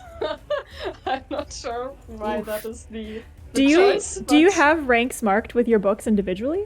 Yes, by default you have, so I only have the 2 books with which I start, and by default you have 1 rank with them, and you need the rank each time you activate the books, basically. Interesting. I kind of So interpret that I as... guess the books aren't destroyed, but I Yeah, but like, so you're weakened in that you can't use them anymore, but like your reliance on them is weakened as well. You're relying That more could on your be- yeah, friends that than could on be your it. magic. That's interesting. I mean, mechanically it makes you weaker, but it empowers you to work together. I like it. I'm gonna add 1 rank. I'm gonna have myself add a rank just because a lot of my abilities focus on if you have rank with somebody. Yeah. Yeah. All right, so So does that mean I get that additional bond as well Yes. since my rank's now to 2? yeah, Okay, we'll great. fill it if you add it, just because. My Right. goodness. Perfect. Yeah, so Zakif, you have a better trust and a better connection with Lavinia in this moment. Unfortunately, the beautiful moment is marred by the shit-eating grin of Captain Lucid. And you see the Dayglow energy in his fists kind of like emanating like a little bit of a flame, but it's ethereal. Lavinia, you have been seething for a while now. What do you do? I would like to. So, I imagine this will be the what's it called? Strike move. And what I'm doing, I'm trying to get his sunglasses, just like basically knock them off his face or just break them off his face. Mhm. But what this looks like is I take my hammer and I just like swing it at the side of his face while he's turned around paying attention to Zakif and not me. Dang. All right. Roll to strike or shoot Yep. with your blood stat. And if you just happen to smash the entire side of his face, That I would mean, be great too. Yeah. Okay, come on. Or what about use a dirty trick, whichever your flavor. That's vinegar stat. You know, we're doing the one that gives me blood. That uses Yeah, blood. This is that's fair. This is far more smash than just smash the glasses off his face. And if he gets glass embedded in his face, all the better. Why do I keep playing characters that are so bloodthirsty? The psychologist watching the VOD. Interesting. My dissertation is going quite well. Okay. That is a 7. 7. All right. So on a 7, you stumble, trade blows, or put yourself in a bad position, your choice. So you do hit, though. So the hammer strikes into the glasses, and these glasses are no match for your hammer, which can, like, destroy humans. So they shatter, one half of them at least. So one eye is still covered with the John Lennon reflector glasses, and the other glass completely shatters. Like some of the ear is clipped and just like blood begins streaming down the side of his face. How much harm does your hammer deal? Did we make that decision? Because it's a big. I think it's technically a heavy. It counts as a heavy item. Heavy blood stained item. I think because it's highlighted or it's bolded in the playbook, which I think is they use it to mark that it's a Let's heavy see. thing. So heavy things. What other tags does it have? It doesn't really say. It just says it's a signature weapon, heavy and blood spatter, and it also just I can wield any close weapon. Okay. There's really no specify. tag for heavy. I have hardy, and I have there's nothing like mechanical related to that. So yeah, I would say that's probably why his ears messed up as well, because it's a heavy hammer, not a finesse weapon. And so he is just he's got this mangled mass on the side of his face that used to be an ear. The glasses are kind of just like stuck in his cheek. His craggy face, which has that smile stretch, the smile never wavers, even after getting hit in the face with a hammer. And so you just kind of see that like just creepy, eerie smile. So unsettling. Now the eye's looking at you too, and the eye is photosensitive, as you say. It is swirling with a red, like it looks almost like the whole eye is bloodshot, but you see that there's like movement in there, and there's like kind of like pulsing, writhing like veins that Zakif, if you were to see this, look like the veins on the book. But they're in the eye, and they're moving and wriggling, and they're staring at you, and he goes, ah, as the light is just too much for him on that side of his face. So he is completely incapacitated on that side. And he takes 2 harm. Does that sound right? Yeah, I guess. I mean, based on the playbook, my fists are 2 harm close weapons. So okay, let's do. And this is very loose and fast because I feel like it says cannons are 4. Okay, so yeah, let's go with 3 harm for your hammer. Okay. That's like Perfect. A nice middle ground. I will take that. And he will take that. It's more powerful than my fists, which makes sense. Yes. Well, Could he just we did say your fists are hammers. They basically are. It's possible, but then he loses like depth perception. you see that it is physically hurting him to have this unveiled with like so much light, even through the lid.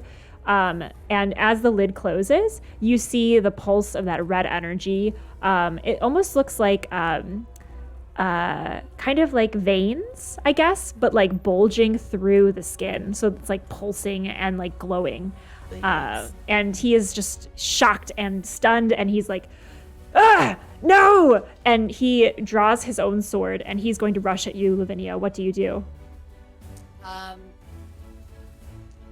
I'd like to defend myself. I'm not sure how that works. What does it look like? I think seeing him sort of coming at me with the sword, I sort of feint to his blind side and sort of bring my hand, like the sort of the haft of the hammer up to sort of just like essentially parry the sword just sort of away, so it just like goes past me and misses me. All right. As you do this, you notice out of the corner of your eye that James has been stabbed by one of the overzealous fighters. In Zakif's moment of book espionage, he was left unaided, and he is now bleeding onto the deck as he's panting up against the wall, and he's yelling, "Come at me, you scurvy dogs!" as he's still putting up a front of being the one in charge in this situation. That's just something you glean in this moment of kind of like Matrix-style movement around the captain. I get like Inigo Montoya vibes where it's like, I'm stabbed and still going. Like, prepare to die. Absolutely. Very Three Musketeers moment, I have to say. Zakif, what are you doing in this moment?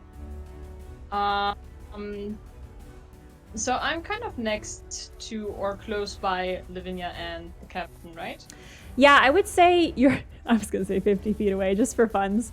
No, you are kind of a little bit below deck, but you can see there's like 5 or so stairs, and you're seeing this action from like the lower level where you're trying to break into the quarters, but you're very close to the main action. I mean, I'm below deck. I hope that there's some stuff looking around. I look around left and right. I see if there's anything, not too heavy because I'm a genie. I can't do heavy stuff. But I want to see if there's anything around that I can like throw at him from the back just to distract him, so that Lavinia maybe has a chance to, I don't know, stab his eye or something like this. Yeah, you do see a perfectly weighted gunpowder barrel that would be a perfect projectile. However, I'm also going to compel you. The book is so close, and as you're closer to it, you begin to hear like a faint language in an ethereal voice coming from the book, and it's like, and it's saying words in a language that you do not recognize, and it's fascinating to you. I mean, it's also a valid target. If I can maybe destroy the book, he probably loses his powers. How do I get into the door? You're like, can I read it before I destroy it, though? Like, how fast can I read? Have I been learning to speed read this whole time? I rip out a single page and I keep the page. What could go wrong? Okay. I don't have like gunpowder stuff or anything like that. And you're compelling me again. You are being compelled. You must obey Yes. a compel unless you stand your ground. Yes. Such a weird mechanic. I don't really want to stand my ground. That's fair. You do have this gunpowder barrel thing. It is a heavy Yeah. projectile. Yeah, I can't. Yeah, I would like to light it on fire, but I don't have like a pistol or anything which I can fire onto that. Well, I'm gonna grab this and I try to like hammer with it on the lock, like try and like knock the lock out of the door. Kind of. All right. Is that how that roll works? roll break in again. Add one die to it because this is your second attempt with a new weapon. Okay. As this is happening, James is taking more damage from the fighter that he is engaging with. Lavinia, you sidestep the captain's sword thrust, and he kind of spins around, still smiling, and he's like, come out, wherever you are! And he's going to swing around on the other side with that shit-eating grin. What's your roll, Zakif? It's whatever it is a fail. Oh, no. Oh no. With an extra die? Yeah.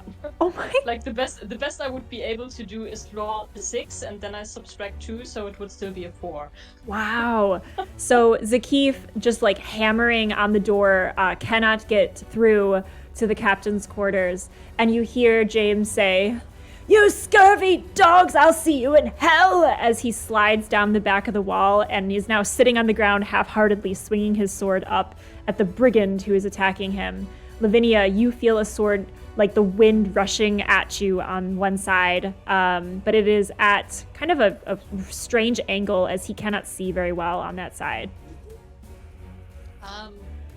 I would, if I may, I would like to strike him again, sort of using the advantage of the blind side and basically like going around behind him and bringing my hammer down onto the other side of his face in order to break the other half of his sunglasses.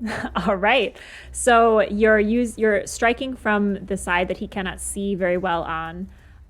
Go ahead and strike or shoot plus blood, and I'll give you another die as well on this roll. Second attempt, and you're improving on your strategy. Woohoo! All right. Oh, nice. So that'd be a 12. Wow. Yeah, that'll do it. So the fates may give you a special opportunity, but I don't know why you'll invite risk on a 10 plus, but such as piracy. I think it's probably supposed to be like, you'll do the normal, like you succeed and you do the normal thing and you don't take damage, or you can risk it and get maybe bad stuff happening. I suspect is the intent. Interesting. On a 10 plus. All right. Yeah. Piracy is dangerous. So yeah, you smash the glasses. The hammer again wounds him for 2 damage. He's looking a little rough. He's got mangled sides of his face. Blood is just streaming down, kind of matting in his hair, and the grin is still there. It's kind of like flecked, the blood, the sweat, the Dayglow paint is like flecked on his perfect white teeth to create this kind of mural effect as he's just grinning up at you, laughing. But as soon as his eyes are exposed to the sun, both of them flash red and kind of pulse with that red energy. Zakif, where you are trying to ineffectually smash the door with your kind of wispy genie arms, I don't know, it's just not working. Inside the cabin, as both of the glasses are smashed on the captain's face, the book begins to pulse, and you wouldn't know this, but in the same rhythm as on the eyes, and you hear the whispers get louder. Giles, will cut to you on the deck, where Frank, connecting with your feet, amidst this array of salamis and brined cheeses, comforting the the new crewmates, question mark, who are literally in physical and mental shock. Ryu looks over at you and compliments your fighting approach, as he's just been like shooting things. In that moment of kind of like looking to you and like being distracted by this scene, he does not see James, who's kind of like on the other side of this wall, so he's unable to assist James from a distance. But you do see James from your vantage point, and he is not looking good. What do you do?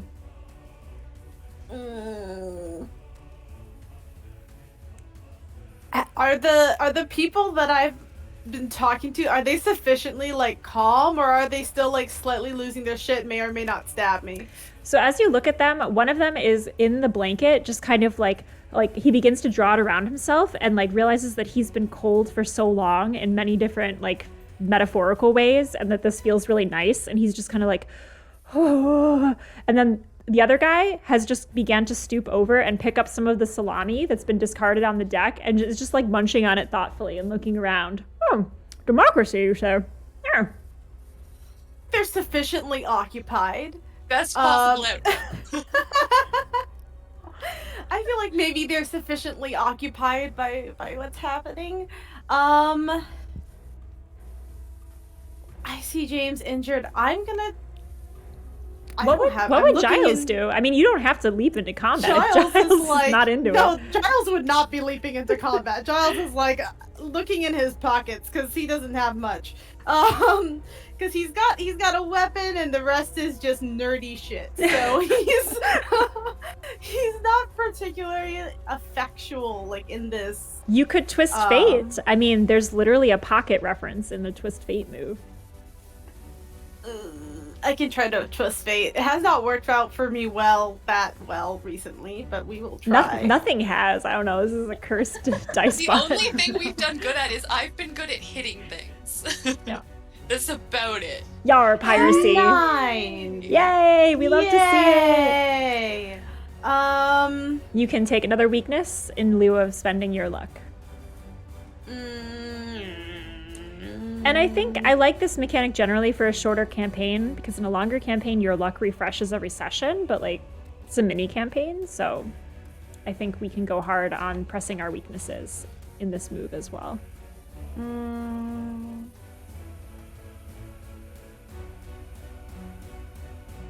I think I'm just going to leave it as a partial success. I think I'm going to notice something overlooked in this area that might help me. By extension, help me help James, because he's distressed and clearly in mortal danger. Yeah, something overlooked in this area. Are you looking on your ship or their ship? What is distance? Like, how far away is he from me, and what? He is close. I guess he's on the other side of the wall. The ship is like, right close there? enough that you could jump over there, per Lavinia and James jumping. So it's like the length of a plank. You know how you walk the plank? It's like that far away to board the ship.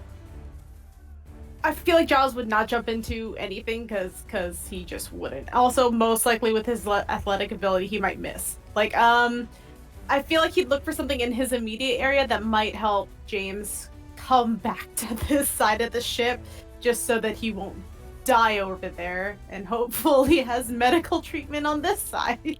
Yeah. We do have a Oh, medic. No. yes. I forgot the name of the NPC I made. Swab. Yes, Swab. Yes. Dakota. Swab. Dakota Dakota. Townsend. Yes. Yes, Swab. Well, Swab is just like underneath deck waiting to be like called. Yes, You know? occasionally Swab pops up through little trap doors that are all throughout the main deck and just kind of pops their head up and is like, is anyone bleeding? Pops back down. So yeah, whenever summoned, Swab can come up. Okay. Okay, that's good. That's good at least. But yeah, no, I think my question would be like, is there something overlooked in this area that would help me get James back to the side of where me and Swab are? Yeah, I think one of the cannons was retrofitted in like some kind of strange invention that you partially worked on with your research and a little bit of the magic that you guys have encountered. It's like a grappling hook, but it's like a soft grapple. Like one of your blankets is kind of embedded in the front of it. So instead of like a hard pincher that like reaches out to grab land or to grab something to tether to, it's like an Insta blanket. It's like a plushy like grappling. It's like a projectile snuggie. So- Yeah. The shape is there, but you're not gonna die if it hits you. It's And it's made of kind of that netting. The idea came from like you saved someone from going overboard, but it was really hard to get them to grab onto the line, to the buoy, to the net. And so this was kind of an invention that was created for easy retrieval without causing injuries. Occasionally it does. So it hasn't been entirely perfected as a prototype, but yeah, it's probably your best shot. how would I use it? Similar to launching a grappling gun, you kind of have this apparatus and you have to aim it, and then it just extends out with like this net blanket device, shoots forward. So if you have line of sight, it can essentially snuggie the target, but you do have to aim and hit. So there is a chance you can miss, but seems like James is in line of sight. And in this case, if you miss, you'll probably hit one of the people attacking him, which will help anyway. I'll just like pull it back real fast so they smack against the side of the ship. Like, what would I need to roll? You would need to use it. Go for it. Oh, I don't have to roll for it. I'm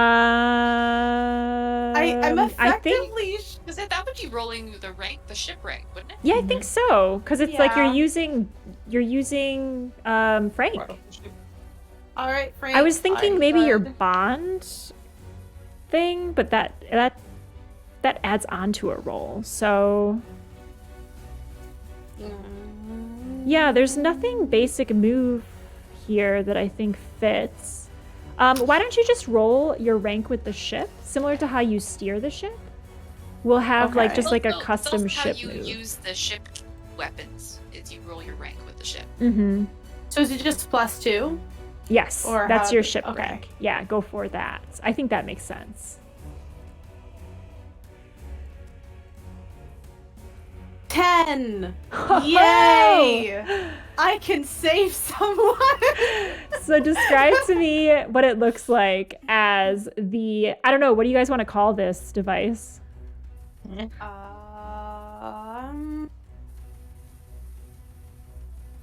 grapple hug? Instead of a grappling hook, the grappling hug? The grappling hug. The grappling hug. Okay, fantastic. I don't know how I signal that to Frank. Can I still talk to him without going into a trance? Is that a thing? I would say in moments of quick conversation, yes. But to have an extended conversation, you need to go to kind of your special place to talk to the ship. Okay. And is it accessible to me where I am currently? The grappling I guess hook? that's another question. Yes.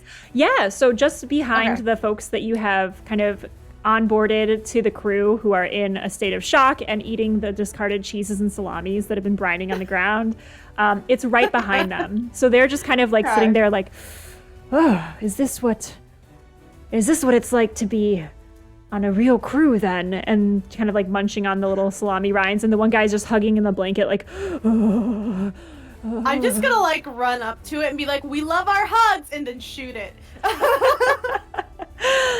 As you shoot the grapple hug, it extends out much like a net with like the little weights on the corner, but it has a blanket and like pillows and things padded on it as well. And it has that grappling hook in the middle that has been like declawed and just gives it that structure needed to kind of crane game claw at someone. So James, who has slumped down to the ground and is kind of heaving, and he's like, you scurvy dogs, you'll never defeat me. I'm the best swordsman.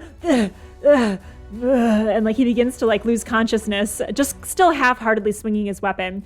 The grapple hug envelops him, and for a moment he's like, "Mummy!"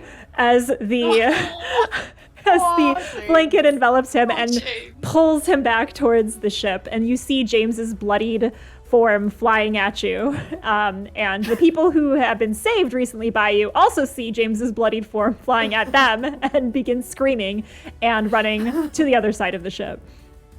I feel like through this, James would still like to save face. Would be like, I was still taking them on. Like I was. Totally. You took me out at the worst time. I was gonna defeat them. As he kind of butt scoots along the deck in the enveloped Snuggie, he's just like, he's kind of losing consciousness at this point, but his head is lolling side to side, and he's like, just give me one more moment. I'm gonna assume that there is like a specific like tap sequence we do to summon Swab, or it's like bump ba-da-dum bump, and I just stomp that on like the deck so that like the nearest trap door, like they just pop out. Like, all right. Swab finishes the da-da-da like underneath, and yes, pops out. Someone's bleeding. Yeah, no, him, James, always. I mean, I'm I know fine. you have like a special James bag dedicated to him. Don't need it. And Swab's like, oh yeah, first we'll need the tranquilizer, because otherwise he'll just keep fighting till he goes down. Don't worry, I'm on it.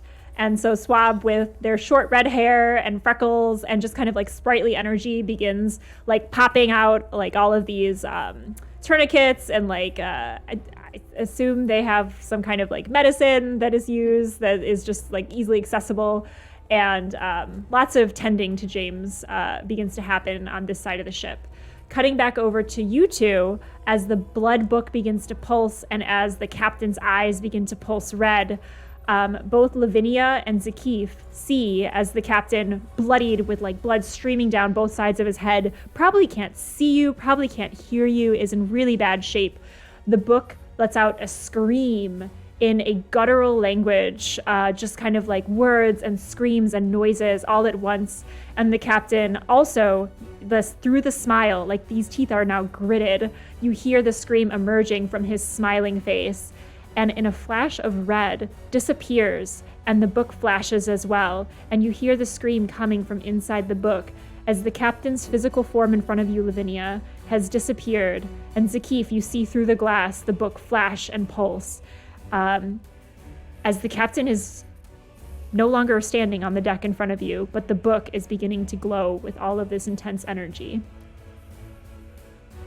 And that is where we're going to take a quick break. Oh, man. I was like, I know what I'm going to do. I feel like the keep's like, oh yeah, no timeout. I get it. Like, Funnily enough, I have a move for this. Ooh, I can't wait to see what it is. So stick with us. We're going to take a bio break. We'll be back in 5 minutes. Thanks for hanging out with us. We're playing Rapscallion, and things are getting weird, but I'm excited. So we'll be back. Take care, and see you in 5.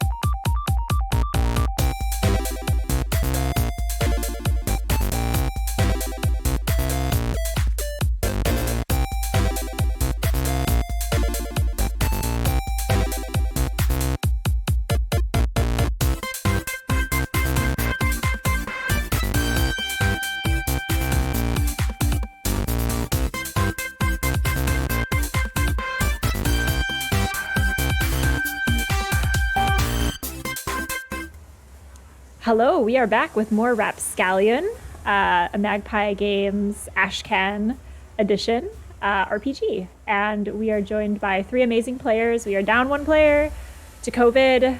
We hate COVID, but we love piracy. So let's get back into it as our crew has just Giles is doing a lot of saving and rehabilitation over there on the deck of Frank, the name of the ship, the true name of the ship, which no one else knows or believes Giles to be true, as Zakif and Lavinia have been engaged in combat and attempted larceny of a demonic-looking book in the captain's quarters. The captain has been he's gone. Flash of red light, flash of energy, kind of synced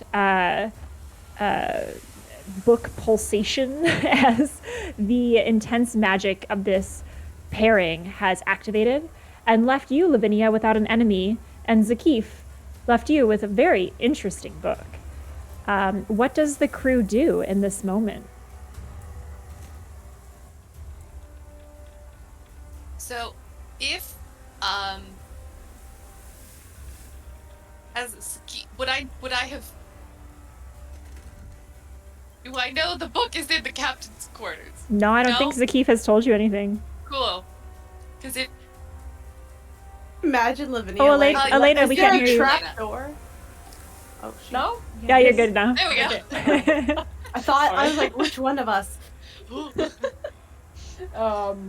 At this moment, you hear from below deck clattering as Zakif throws this powder barrel frustrated to the other side of the corridor, and you hear him muttering below deck as he's physically pressing his eye to the keyhole as far as possible because he hears the book talking, but he can't reach it, he can't see it. All of his attempts have failed. Well, I assume you can see it because you were able to see it through like a window or something like up above deck. Okay, Remember where you were so kind of he's like, yeah. so he's like that at the window, and he's like, "Oh, what are you? I need to get you. What are you doing? Come to me." I think Lavinia's just like, I could use your help, Zakif. Sort of turning to what? face. How many living people are left on deck? One very amped up guy that was stabbing James Delacroix a moment before, and the hug grapple removed him from the situation. So now he's standing there, James's blood dripping from his sword. He's heaving and breathing, just kind of like looking around. He's just got like crazy eye, like ready to fight. Has everyone else more or less defected to our side or dead? Yes, Great. just that guy. Where did the captain go?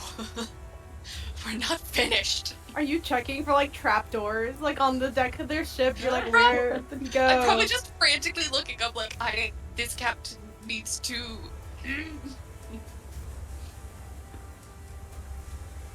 Are you looking around? Yeah. I mean, this I is don't- gonna go real bad, but I don't think you have an investigate move, so no. yeah, you're just looking around. Tell me what you do, like where you look. I mean, I'm probably like I'm just like spinning, looking, like barely paying attention to the dude with the bloody sword. I'm like, that is a problem for later. I need to deal with the captain. Just utterly dismissing him. Yeah. Yeah, Lavinia. I'm just like spinning around, just looking to see anything if I can see a hint of where this captain went. Yeah, you look everywhere. You're not the smartest person on the crew, is that correct? Yeah, so you're even looking. Vinegar. You're looking in places that okay, things are magical, so nothing. There's no real laws of physics that we can't stretch and change. So it's not entirely impossible that he could be in some of the places that you're looking, but you like open up small jars and like you're looking very thoroughly, I think open small jars. I'm probably smashing the jars. I love I it. don't think I'm open. I think my version of Very, like like, looking late smash opening pots. a crate is just like smashing the crate to see what's in it. In your Like- mind, you're doing like a very thorough detective investigation, though. But like to I'm what the basically keep just can wrecking see, shop. yep, just like But, a bull in a best china case shop. scenario, if I the captain smash is him. in the crate, you also get to smash him at the same time. Exactly. So I just get to smash everything. Lavinia begins to smash up the ship in pursuit of the captain, but to Zakif's eye, it's just Lavinia smashing things. This is enough for the last guy to assess his situation. He's alone on an abandoned ship. Oh, by the way, the paint that was on all of you, it begins to it no longer burns you. You can feel that it is inert, but the stains remain. You can't get them off, and it looks like you're marred by these day glow paint colors. But they're no longer harming you actively. Weirdly enough, anywhere that the paint is covering or would cover Lavinia's tattoos, it hasn't managed to stick to the tattoo. Yeah, It's just the skin around it, but not the actual tattoo ink. indeed, and it looks really cool. And I think the one that got the worst of it was Jolene, who was like covered head to toe in this pink paint. But for the imagine her, rest of she'd you, be like, the just a few aesthetic splatters. is ruined. Like, she's just upset at that point. Yeah, there might be more of an impetus to fix this on Jolene's side if she were here. So Also, since this is what I'm doing, I feel like. So I have a move that's called fisticuffs. ooh, So it's when I want to bust through something, take the angry or bloodthirsty weakness and roll plus blood. If I have both weaknesses, which I do, I can use fisticuffs at any time. ooh. On a hit, I destroy any object in my way. On a 7 to 9, I destroy something I didn't intend or harm myself in the process, my choice. On a 6 or below, my violence is my undoing. Oh my. I love I this would like for to you. roll this in pursuit of the captain. All right, and do you aim your energy at anything in particular? And Zakif, are you helping as Lavinia is beginning to smash up everything? I mean, you can definitely hear that I'm looking for the captain. Yeah, Like, yeah, I'm I know. muttering about how about you shady bastard. The thing is, Zakif wasn't present when you took off the shades from him, so I don't think he made the connection between the book pulping Yeah. and the captain. Well, there's also, if you really want to get in there, it probably wouldn't, I'm just saying this on a meta level, convincing me to break down that door is probably real easy. Yeah. No. Zakif, do you step in or direct Lavinia, or are you just like I mean, I'm audience to I'm- the show? I'm still compelled by that book, but the condition to like break away or whatever Mhm. from the weakness is hurt yourself in your stupor. So Mhm. I think Zakif is going to probably, in a futile attempt, he's just going to try and smash the glass with his bare hand, which will probably fail, but maybe he succeeds. I don't know. but Lavinia, either do way. it. Like, huh, I can Actually, do that. makes a lot of sense. If I see Zakif just like punching the door, probably in anger, I'm just like, ah! just gonna bring Captain? like just like barrel, like shoulder charge the door. Amazing. So let's resolve this in the following order. Let's have Zakif strike or shoot at, or no, break in or break out. Apologies. Plus your blood stat. With punching through the glass, you are compelled by this fascinating book that is now pulsing with energy. The 7 actually. Interesting. So you do break in and break out, and on a 7 to 9, the fates choose one as well. So As well. So I choose one and you choose one. it's as well as you getting in, I believe, is the language there. But correct me if I'm wrong. On a hit, you've gotten in or out. Oh, and choose one. Yeah, go ahead. Choose one, and I'll choose one. Though I don't know why you would get. I guess you get 2 because it's a partial. Ugh, piracy's rough. Yeah, because I mean they're all negative. They're all negative, yeah. Anyway. So yeah, I guess Okay. on a hit, choose one. Yeah, I guess you get 2 on a partial. Harsh piracy. I'm going to choose. I mean, they kind of all apply, regardless of what I pick. I'm gonna pick you up from the frying pan to the fire. Sure, that makes sense. I get closer to the magical book.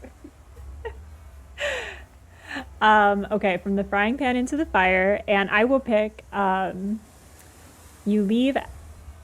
You leave evidence to attract attention. It isn't really relevant because there's one guy. There's no one left to pay attention. I will Maybe give you. somebody else wants the book later, and I will leave evidence that it was me that Yeah. took the book. The evidence could be, long-term consequences as opposed to immediate.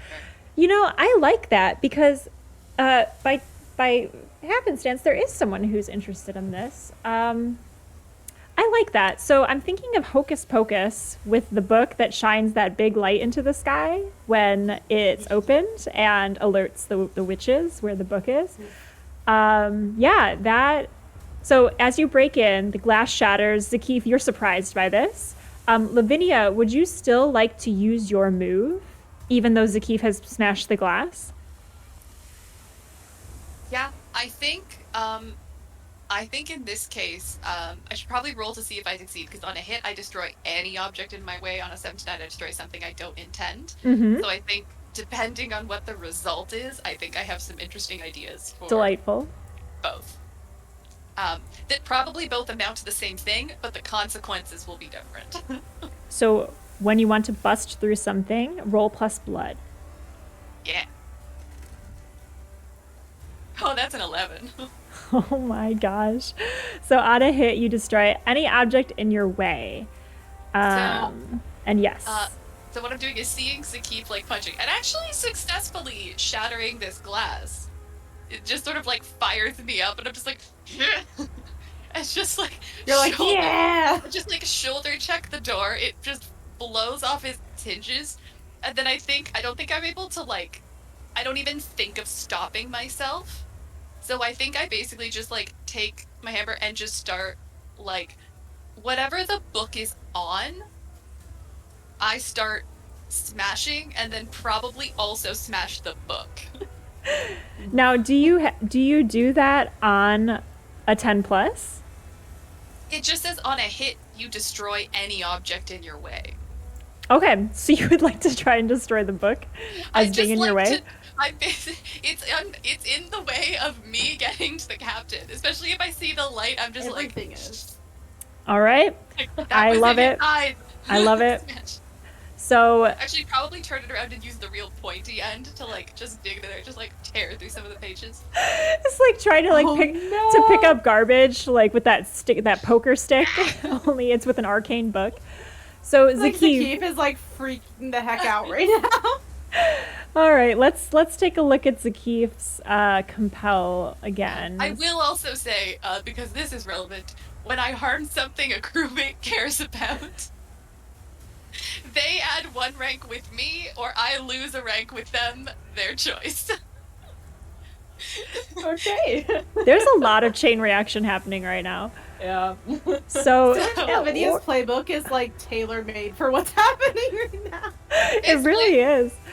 So Order of Op, I think Zakith smashes through the glass. Glass shatters everywhere. The noise of this book is just sonorous, and the glowing it almost starts to hurt your eyes, Zakith. You have to look away, and it's kind of bright to look at. So on that break in, from the frying pan into the fire, I mean, I feel I don't need to give anything additional in this situation. There's a lot of fire happening here. As the book begins to, leaving the evidence or attracting attention condition, it begins to emit a bright red glow up into the sky, a beacon, like a spotlight at an event. And it's arcane in nature, so it doesn't matter that it's the middle of the day. It is just bright and visible from far away. And you feel like anyone who is interested kind of knows where this book is at this point. Lavinia comes in charging like a bull in a china shop, door off the hinges, flying through the captain's quarters, and just begins breaking furniture, stabbing at the book with the pointy end of her spear. Oh my god, what do you choose for your rank with Lavinia? So yeah, so I lose one with you, or you gain one. Your choice. Yeah, I gain one with you. Because I don't know, I have at least one with everyone. And I think hurting yourself in your stupor, I mean, you just punched glass, so I would definitely count that. Yeah. Okay. He'll want the book though, whether he's compelled or not. Ziggy just goes like, no, what are you doing? I will say, depending on how we want to define important, the cure for my bloodthirsty weakness is destroying something important, and I don't know if that's important to me or like important on like a plot level. I think just generally, if it's important to anything, yeah. Cool. Then I think if I successfully destroy the book, I think that weakness goes away. So, Zakif, you see the book being stabbed. Lavinia, as you stab the book, you feel a reverberation through your weapon. Like there's an arcane vibration, and energy is kind of coursing up the base of the hammer. And you feel your hands begin to feel hot in a similar burning sensation to what the paint caused on you. What do you do?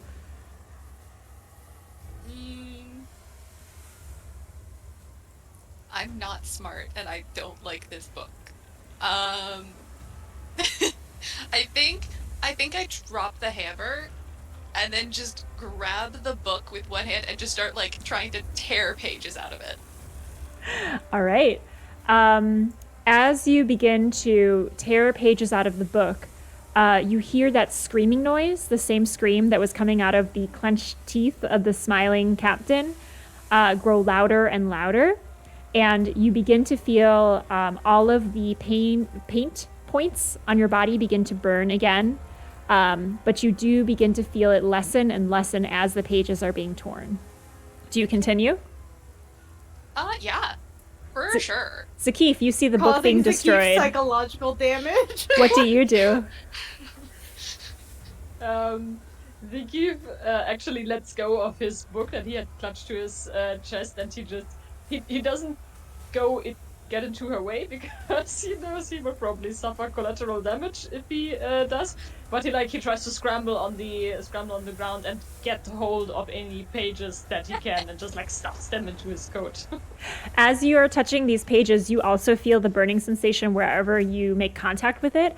At a glance on the pages, you see arcane writing that is in a language you don't recognize, but you see kind of like images of people like superimposed on the pages as though they're like trapped in the pages, like pressing their faces up against the pages, and they're all screaming, but they're smiling, and they're just kind of drifting with smiles, like pressing up against the pages. That's not terrifying. As though against glass. Hate that. Nope.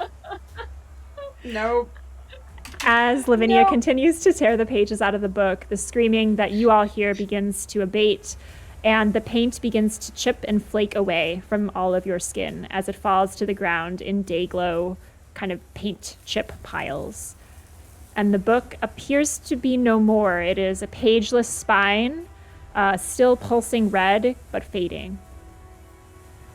As a small aside, I feel like I'm assuming the paint is also chipping off me, Giles, and like the rest of the people on the boat. I'm gonna say like during this time, Giles has been trying to figure out how to get it off, and they've tried something really dumb, like rubbing the salami on themselves, and it starts to chip off simultaneously, and we think we've like cracked the code. So that's what's gonna happen on the ship. I think Ryu at first is trying to stop you from doing this. Like, no, will not work.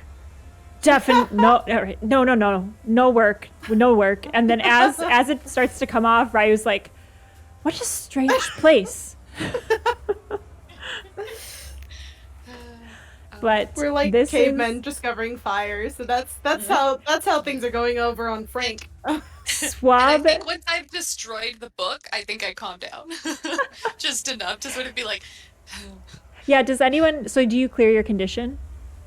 I think I cleared bloodthirsty because I destroyed something important, but not pissed, which I need to take a breather, and I haven't had an opportunity to do that. Correct.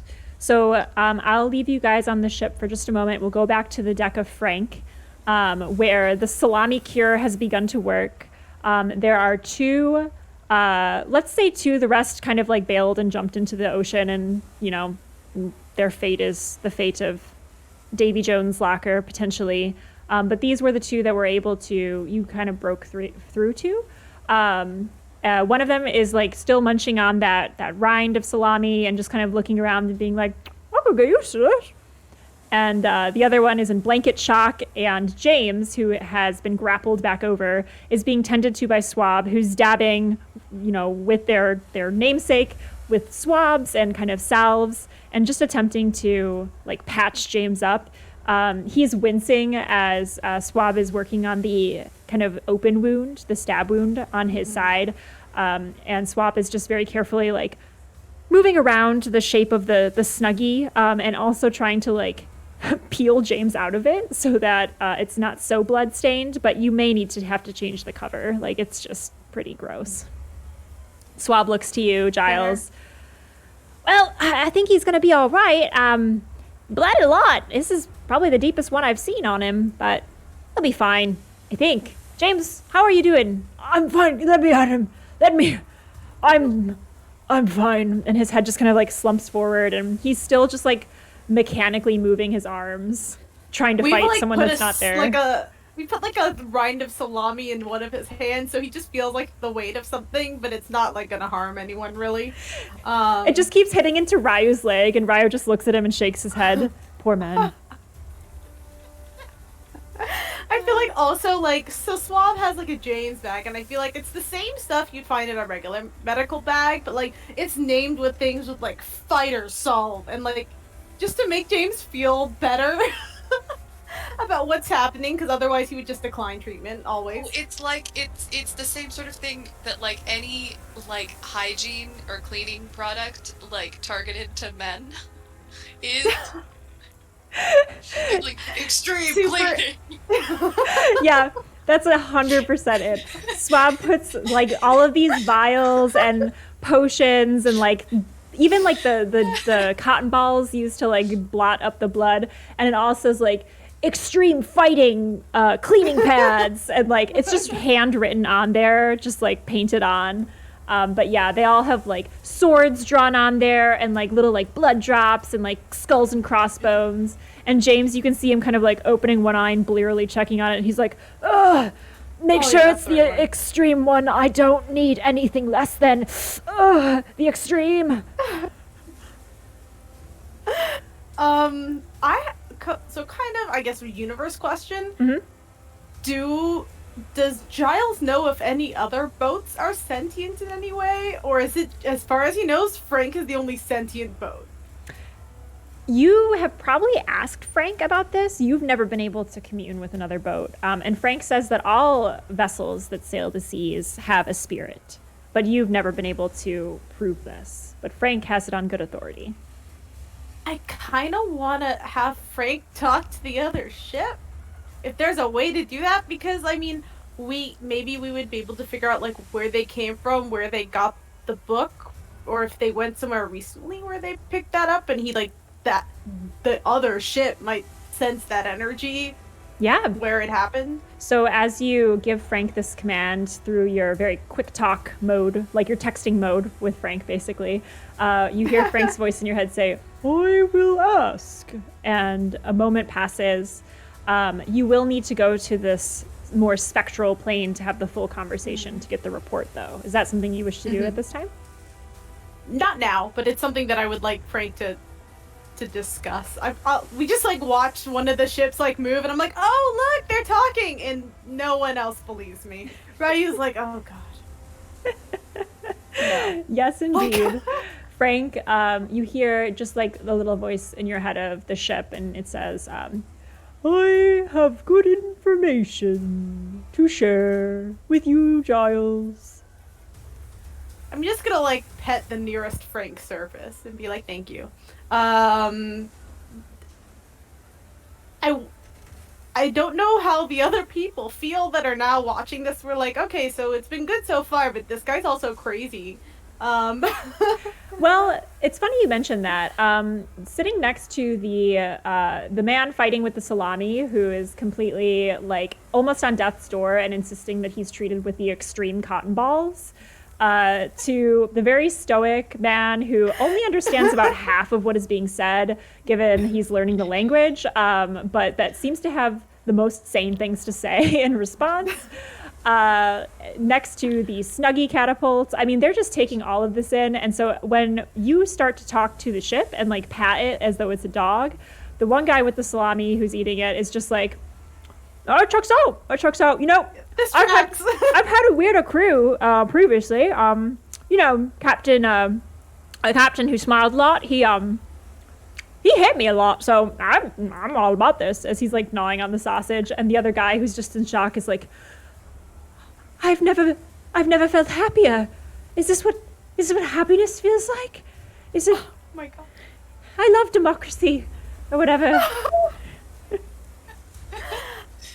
I don't.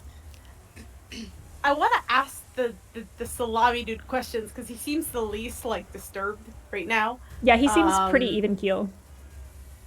First of all, what is your name? Orientation time. We'll do a circle of introduction when everyone's back, but... Yeah. Oh, well, thanks for pulling me out of the deep there. My name's Albatross. What's your name? Do you have a nickname, or is it just Albatross? Well, no, why would I have a nickname? It's such a good name. I'm just wondering, you know, some people have preferred names. Oh, it's a great People call name. call Frank Stern Stalker, but his preferred name is Frank. Who's Frank? Frank is the ship. You are on Frank. That's a weird name for a ship. It's not what it says on the side. Frank will push you overboard. Oh, sorry, Captain. Sorry, Captain. He holds his hands up, drops the salami out of him. You're the captain, right? We are all the captain. It's a collective. What? Can't all be the captain. Who do I report to? Ourselves. Mary. You report to Mary. We all make decisions together. No, that's kind of soft, but all right. What can I do for you? So, I mean, was your captain always all smiling? Always? You know, never since he picked me up, yeah, but some of the other lads, they were saying, he kind of got funny after we robbed that Poseidon place. Poseidon's Institute? You robbed them? The defenseless scientists on an island on a trade route? Yeah, that sounds right. Yeah, that's the one. That's the one we robbed. Yeah, we took a bunch of, what do you call them? Things with the paper, books? Something like that. Giles immediately hates him. Like, it's... like, Giles' face is like, I no longer want him as part of the orientation, but he's on the ship now. That's how we got James. So you took just lots of books. I mean, you do realize they didn't really have any, like, money or anything to... They had food and books. Well, I mean, that's what the sharks hired us for. Take the books, deliver the books, but Captain got a little funny, I guess, on the journey, and yeah, I guess we never quite made the handoff there to the sharks. So I guess the sharks are after us too. All the books are still on the ship? You know, funny that. We did have a little run-in. I feel like some of the books got stolen from us. Who was that? That was there was some little sloop. Some little sloop came and took some of the books, but some of them stayed behind. I mean, the one that the captain really liked, that he was like, "Don't touch this book. It's my special book." Like, that one was still on the ship, but they did take some of our stuff.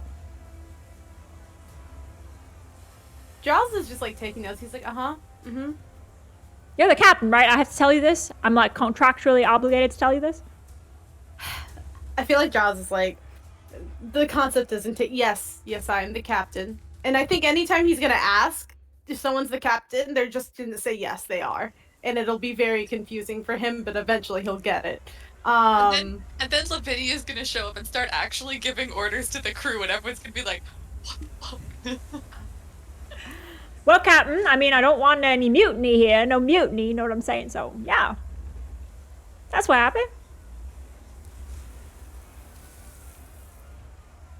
His name. because I'm assuming the guy in shock is not going to really answer my question. So I'm going to ask Albatross what his name is. Oh, it's Penley. It's what? Penley. Pally? Penley. Penley. Okay. Yeah, you Penley. ask him. Maybe he says it better than me. My name's Penley. Oh, Penley. It's okay, Penley. Just stay warm. Stay warm. Bud. I feel so Stay warm. warm. I feel warm and safe. Can I trust this feeling? You can't trust that feeling, Penley. Everyone betrays you in the end. No offense, Captain. No mutiny. No mutiny. I love this guy. Giles feels kind of cool because he feels like kind of like in charge of the show, which no one really lets him do because like he's Giles. But at the same time is like, if I have executive power, am I allowed to put a bag on his head? Like he's having a little bit of an inner conflict, but he was like, no, but that's not who we are. That's not who Frank wants us to be. Would you say... Isn't going to approve him to the ship anyway. That's true. We're gonna Just be dropping them off at the nearest port. It's fine. Here's your severance package. It's the other half of the salami and a little bit of loot. Like, goodbye. Have a good day. Like, I feel like, let me see, let me just review here, because you have the socially challenged weakness right now. yes. I am socially challenged. I'd like you to, let's see, not much uses polish really, except for parlay. Is that the only polish stat, really? I Oh think no, so. hoodwink as well. Oh, hoodwink. Okay. I don't think you're triggering a move here, but let's see. I want to play with this weakness a little bit. All right, I'm gonna hold on to that. Just know your GM is holding on to it. Because yeah, Allison won't forget this. Yeah. Okay. All right. Allison will remember this. That's so weird that there's only 2 polish stats. Very interesting. I guess Spitfire's only like twist fate, right? Seems like it, and your luck. Yeah. Because I wanted you to size them up, but that's with vinegar. If you would be open to it, rolling size up with your polish, because I feel like you guys are having a conversation, or using your vinegar stat and taking the -1 ongoing to that instead, to signify your socially challenged nature. The outcome is the same. It's gonna be a minus. I have 0 for everything except for Okay. Spitfire, so either way, it's gonna be a -1. Yeah, okay, let's do that then. Let's take your Okay. weakness into this roll, essentially, if you're comfortable with that. Yeah, no, I'm cool with that. 6. Oh my gosh, you Giles guys. It would have been a 7. Holy But moly. Giles is having a time. So I think, and actually reuniting the party might help because you guys can start using your bond. But yeah, you feel like instead of finding out something about this character, you reveal something about yourself to this character. So take a look at those questions, and what do you think that you reveal about you or the crew to Albatross? Because you're socially challenged in this moment. Let me see. I have to look at. Yeah, and I can drop them in chat too. I'm going to say, what sorts of treasures are you carrying? And I'm going to say in an attempt to get him to trust me or like try to show me where they were when they were or where or maybe not where, but like who they encountered or stuff about the little sloop ship. Mm-hmm. I'm going to end up showing him the map that I have of the secret hideout, which I have in my bag, Uh-huh. where I'm like, do you think they went here? Did they mention anything about this place? And that's what I've revealed to this guy. The you mean the K where you guys were heading for safety? Yes. So Okay. as part of my kit, I have a map of a secret hideout. Ah, uh-huh. And that's a Mark on- hideout that you guys use. That's a hideout that we use. Awesome. So I'm gonna be like, did you know if they were looking for anything in this area? Because I want to make sure they're not gonna go loot our place. Yeah. But I'm also showing him where we are and all of our shit is. I love it. As a crew, let's think about that secret hideout then. So, what we know about the world so far, you've all created a location on the map prior to gameplay. Do you think the secret hideout is in any of those locations, or should we create a new one together where your secret hideout is? So, as a reminder, you created a place called Kulemo, which is like a kind of no violence area, a place of peace and parley where pirates can hang out and it's neutral ground.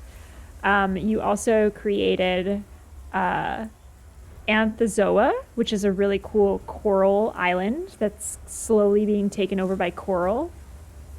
And I believe the other was Poseidon's Institute, correct? Mm-hmm. The scholars' place with a lot of knowledge and like a scientific outpost. I mean, maybe it would be on Kulema if you guys are cool with that, because I feel like, I don't know, is it like the Gringotts for pirates? Like, everyone has their shit there, but it's neutral ground, so like, it's like an agreed upon thing, but maybe not everybody knows where everyone's stuff is. I don't know what you guys think. I was thinking the Coral Reef Island, because it's pretty hard to get to, and like Giles is the navigator, so he could probably get us there, and people would avoid that island, presumably, because a lot of ships have stranded there already. It is dangerous, though, because the coral can grow pretty quickly. So Lavinia, I think, actually scouted out over there with a member of the Sharks gang, kind of looking for some of the wreckage, seeing if there's anything good over there. So I like the idea, but you might have to have it a little bit a ways from there, or you run the risk of your stuff being coralized. Coralized and reachable. I'm open to either. We can have it like a midway point. Like maybe you use the coral island to find like a small offshoot off of Kulemo. And yeah, I kind of like the idea of the Gringotts where it's like everyone's got their stuff here, but you know, it's like maybe different. like Kulemo's like there's a neutral zone, and whatever is within that neutral zone that might overlap with the between that and the I forgot how to say the coral place. Anthezoa, thank you. Then it's kind the of like genus both. that coral belongs to. Cool. This is cool. Way to be nerdy. We encourage nerdiness on the stream. That's my brand. So let's do with the sea stuff. I was like Poseidon. That's all I've got for you guys. let's do a middle ground. You have to go to the coral place, and there's a certain coral formation that points to where your island is, your secret hideout, and that it falls within the neutral zone of Kulemo. So it's like known to be don't mess with our stuff in this area. But yeah, you just show him this exact like secret path that you need to follow, and like where the coral points, and like the exact location on the small island. And Albatross is like, "Oh wow, it's no, we haven't been there. No, very interesting. Can you hold the map a little bit more steady? Thank you. Okay, very nice, very nice." No, I've never seen that place before. Okay, great. We like to keep it secret. I'm just gonna like roll it back up and put it in my pocket. In your mind, you hear the ship kind of reach out to you through your magical connection, and the ship's like, "Giles, when can we talk? I talk to their ship, and I know things." I'm gonna like point at Albatross and be like, "Okay, moratorium on this conversation. We're going to have what? Like, What did you say?" And he looks at Ryu. "What did he say?" And Ryu's like, pause. We're gonna have a pause on this conversation because we do touch base meetings every time we have like a boarding. So I mean, we'll recenter at that point. But I got some place to be suave handled then bye. And we have a post-boarding meeting. Post-boarding meeting, yes. "That's a slow clap from me." Thank you. Swab is like, "Actually, that's not within the... I don't... Okay." And she just continues dabbing at James's forehead, and James is like, "Is unnecessary." And we'll cut back over to the other ship as There's a lot happening in this cabin. What are you guys? Smashing. What are you guys doing Lavinia now has post finally smash? calmed down a bit. Calm down enough to remove your weakness. Well, I did destroy something important. I think I'm still pissed, but I'm no longer bloodthirsty. Perfect. Zakif, as the you notice that the light coming from the book has not dimmed, even though you feel like a lot of the magical effects, especially the pages that you put into your pocket, like they still contain discrete magic within them individually. But overall, the book has been greatly diminished, but the light is still shining up from the empty, open spine of the book. So first of all, I make sure that Lavinia is not going to accidentally smash me when I reach for the book now. And as soon as I get the impression that it's safe, I will grab the spine, and I am wondering, since Zakif writes his own magical books, and he also has the power to destroy them, to remove its powers. Whatever he does with his own books to destroy him, he will do it with this one. And he turns to Lavinia and goes, do you have like a pistol or anything? He looks around the room if there is a candle or anything that can be used to produce fire. I don't know, some flintstone or whatever. I think so. Easy enough. There on the table where the captain has the log and everything, there's a small candle, and you can find means to light it within the drawers. It takes a little bit of searching. You do find some of the captain's personal effects in the drawers. So like a spyglass or really any other like utility item that you'd like to add to your inventory, you can find that easily in the desk drawer. No. He's going to light a candle on fire, and he's going to try and just kindle the book spine, basically hold it over the candle and just see what happens.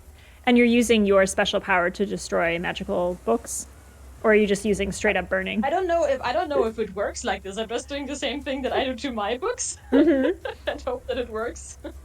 Yeah. Like so this translates, right? What page does it say that you destroy the books on in your playbook? Yes, under my playbook moves, then the second ability is Wordsmith, and at the very end of the first paragraph, you must destroy a book entirely to remove its powers. I see. Okay. Cool. Yeah, I would say with your knowledge specifically of magical books, yes, this is something that you've done before. And so you know, well, actually, you'd have to destroy the pages that you took as well, if you're willing to do that. The ones that are in your pocket screaming? Yeah. I was hoping it would be enough. Is that something that Zakif wishes to do? Yeah, like the book spine starts burning, so he knows that this is going to work, so he starts to very slowly pull out page by page. Before burning each one, he looks at it intently, tries to remember the face of the person that was. Oh yeah, you can see them as you light them on fire. The hands are pressed up against the glass with the perma grin on the person's face, but their eyes are wide and they're like, ah, as like this scream is coming through their clenched teeth and they're hitting against the page of the book. Are they actually animated? Do they move? They do move with kind of It keeps like, this isn't a problem, fluid, right? Like... fluid blood-like trail that like streaks across with their movements. Yeah. The Keith isn't sure how to think about this.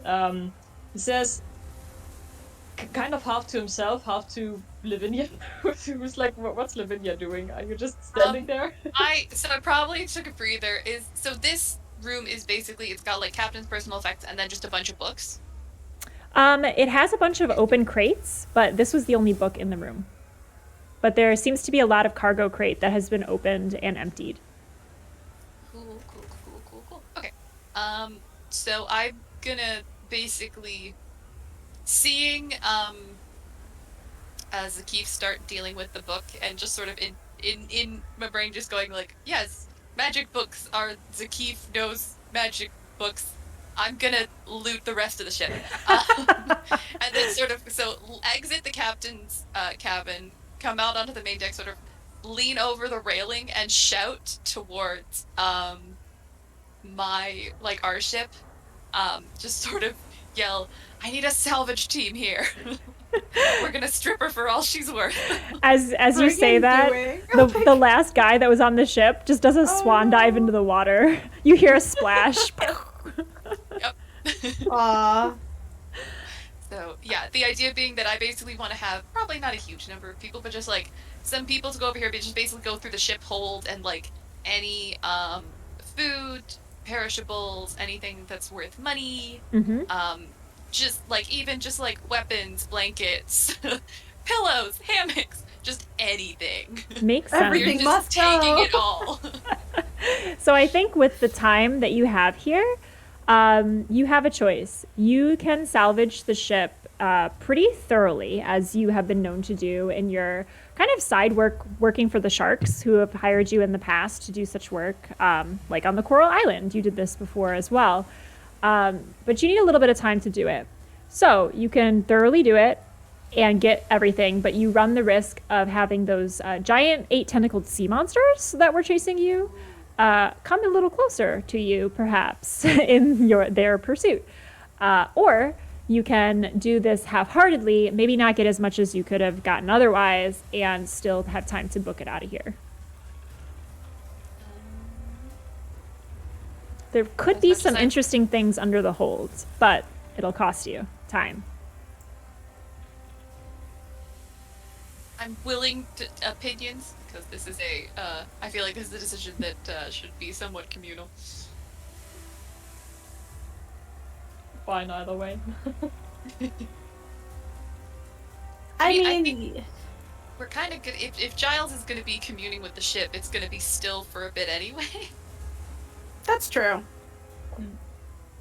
We might not be going anywhere anyways, in that sense, and maybe that's something the salvaging team communicates with you that helps you make a decision where you're like, we need to go as fast as we can, and they're like, well, Giles is doing his thing again, and we don't know how long that's gonna last, and that's normally like some time, so we have a bit. All right, so you're choosing to thoroughly search the ship? And if no one has any objections, thorough searching of ship. All right. So as I believe probably Rolf comes over, Ryu will probably come over as well to help, and the crew begins to dismantle the ship, just taking everything, like all of the extra ammunition, anything that's not nailed down, and even a few things that are. Pretty much, like personal effects, pictures of people you don't know who they are that were hanging up in the quarters. So I will take a look at kind of the basic inventory and the rule book, and in chat, unless there's something you'll need today and the remainder of the session, I'll put together a little party package for you for next session. Sounds good. But you do take that time to do so. And Zakif, as Lavinia is beginning to just basically like take the wood off the walls essentially and start to pack up things in big sacks and throw them overboard, well, not overboard, over the side of the board onto your ship, you are holding these screaming arcane pages in your hands with flame licking underneath them. What do you do? As I burn each one, I kind of talk to my self, and Zakif kind of goes, I feel a little bit sorry for each of you guys, but then again, you tried to use a magical imprisoned creature for your own power. This is what you got. Each person... Zakif is a savage, good lord.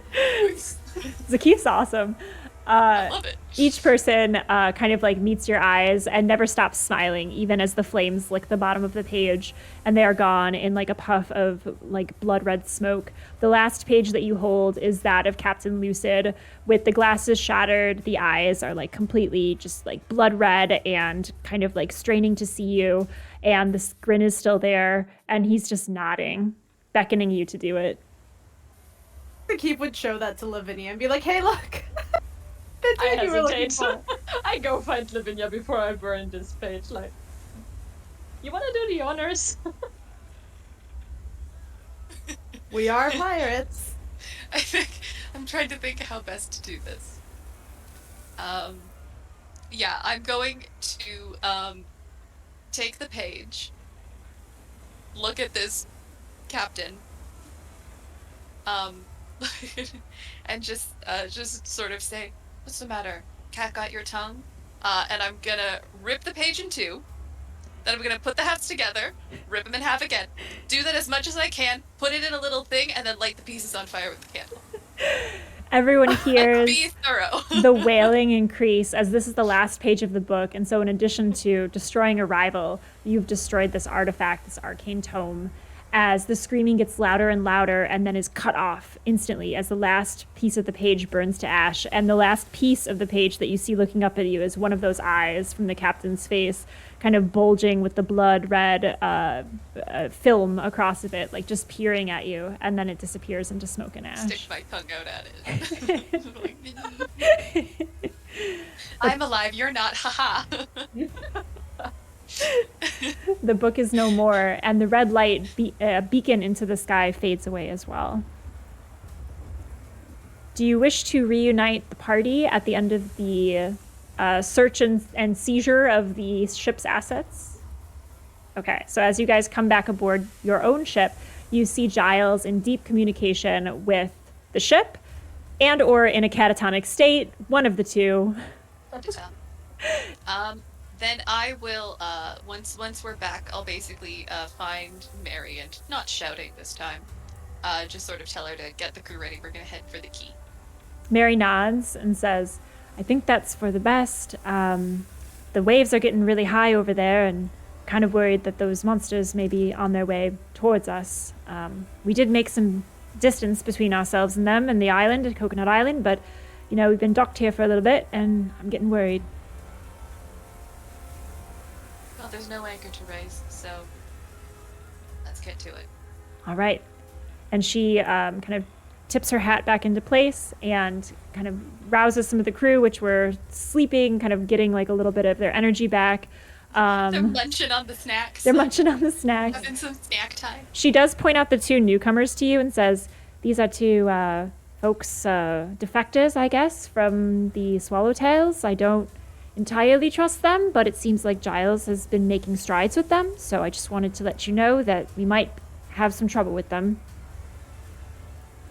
Well, if they're trouble, as always, they can go back to the sea. Lavinia, you terrify me. They're probably like, I don't know. I imagine I've got like probably some blood spatter on me. It's probably just like little tiny splinters that I'm just like not. The idea that like you're covered in blood and you like go and introduce yourself to them, you know, bloody axe, everything. You're like, hi, nice to meet you. I'm Lavinia. I'm Lavinia. I protect the crew. Lavinia's soft heart. Lavinia's soft heart. Is it ironic? But Mary also smiles at you. You've gained a rapport with her, so that while you do indeed terrify her, she has I think I respect. probably also say just in light of the two people, I'd say it's like there's always the sea. Also, if you could mention that my primary fund that I primarily deal with the security and safety of the ship and the crew, so that would be ideal. I think it'll be good to introduce yourself and let him know, and Zakif as well. I know that Zakif is already. He's just floating by these two, and he glares at them with his book to his chest, and he goes, "If you look at my books, you'll smile. You like your captain. Don't touch my books." No mutiny! No mutiny! No mutiny. I don't want your book. Why is everyone like books? They're not even worth any money. This place is crazy. In love with books. And the other guy's like, okay. I want a shirt that says no mutiny. Because like that's just like all you no mutiny. No mutiny. Giles, in the astral plane, connecting with Frank, the ship, the spirit of the ship that has sailed with you. I wanted to revisit something we did during your character build, which is a dark prophecy. Do you remember talking about that? Yes. So your trigger was, getting injured. So you see... I am harmed. I'm yes. not like... significantly harmed, but I have 2 harm of my 6. You had adrenaline flowing through you during this entire escapade, but now that you're sitting in the plane with Frank in a place that you know to be safe and that brings you great comfort, that you've never had a migraine here, like the stress does not get to you here, you don't feel socially awkward here, like all of your weaknesses don't really come into effect when you're communing with Frank. You feel like your best IRL self. Frank. But in that moment, your wounds also kind of catch up to you. You had put them at bay in this moment of stress earlier, and so now when you relax, they kind of come and come to fruition, like they're affecting you. And so because you are wounded, you trigger this dark prophecy. So in your mind's eye, before you're able to commune with Frank, you have to kind of pass through the veil of this vision, this prophecy that you've seen time and again when you receive wounds. And in the first years of knowing this, you used to actually seek out injury to kind of get this prophecy. Small injuries here and there, like you remember closing your hands on a book when you were studying and kind of wincing at the pain, and then you'd have this vision. A paper cut? Like a paper cut. But as the years go by, the vision, for the most part, did not seem to change until you found Frank and this crew. And now every time you have the vision, a little bit more is added, a little bit more changes. And so you see in this vision of a place, it is a beautiful kind of crystalline water with lots of like swirling spirits around and up into the air, like all sorts of different creatures, not just humanoids, but all sorts of different things, beings, almost being like swirled around in a cyclone above these beautiful clear waters. It's a place that you know that exists in the world, but that you've never seen with your own eyes. And you have long tried to focus in on like the clouds, the positioning of the horizon, like landmarks, like anything that you can help yourself navigate to it. But every time the vision is so fleeting, and then it changes into this prophecy, this vision of destruction. You see Frank, the ship that you know and love, on fire, kind of like burning up in this space. And you know that these two things are connected somehow. You're not sure if one causes the other, if one prevents the other, but these things are inextricably linked in your mind's eye. And you come through the vision, and then you see Frank, the ship, the kind of the glowing essence of Frank, kind of in a bright light form in front of you, and says, "Giles, you seem disturbed." I just have that silly, scary dream again where something bad happens to you, but I'm never gonna let that happen. There's a place, and I mean, you know, that place that we've always talked about, and I feel like if we can find it, then nothing bad will happen. But it's always eluded me. We'll find it, Giles. Thank you, Frank. Well, happier subjects. How was the other ship? Were they a nice ship? Like, was that a good chat? Yes, they're very happy that the captain is gone. Captain was not good to the ship. Oh. What do we do in these situations, Frank? Do we leave them behind? Do we guide them to shore? Is there a way to put their essence in a good place? I'm not sure how we normally handle things. Sometimes I forget. It's okay. If the ship finds a new master, then that will be fine. Or, if it sinks to the bottom, that's where it will take a nap. Okay.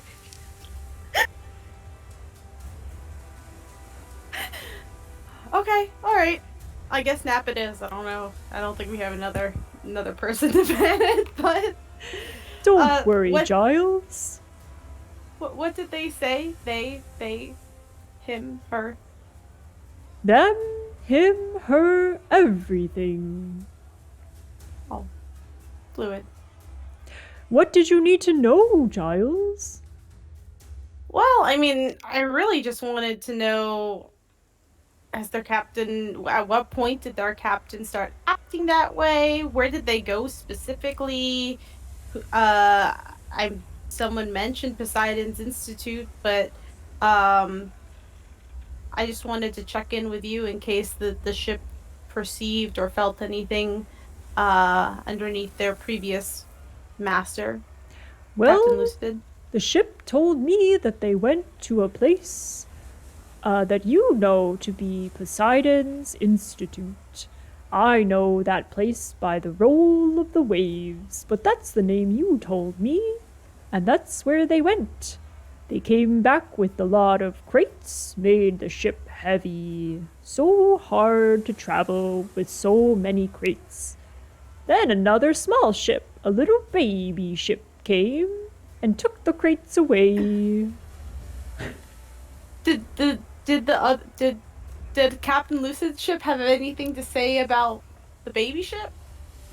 Baby ship seemed like it needed the books or the books and crates back a lot, but one book was left. And that was when the captain started hurting the crew and the ship. Ship didn't like that book. Wish baby ship took it too. Oh. Frank, is there anything else that the other ship said, or could tell us about the baby ship? Did it talk to the baby ship, or was the baby ship just committing larceny? Like, Baby ship said it was the rightful owners of the books, and that its mission was just, and that it was important to get things to safety. that's not at all what lots of people think when they do things. Okay. Well, anything else you could tell me, Frank, about the other ship? The light kind of glows and pulses, thinking really hard, and says, Baby ship said danger coming. That maybe their person, their Giles, maybe needs some help. Interesting. Sometimes I feel like you're like a real person to me, Frank, and no one else believes me, but you're more tangible, or just as tangible to me as everybody else is. So Come I talk think it's to me unfortunate. whenever you need a break. Thank you, Frank. I don't know how to hug the light. But the As- equivalent of like my corporeal soul like hugging the light. As you try to hug the light with your kind of projection body, like as many has happened many times before, the light flashes and you're back in your own body, and you see the familiar visages of Zakif and Lavinia, and probably Mary, and the very attractive form of Rolf, all standing above you, kind of looking at you. Like Rolf is like, "Do you think he's done soon? I think maybe he's done." Oh, he's back. Hello, Giles. Hey guys, when did you guys get back?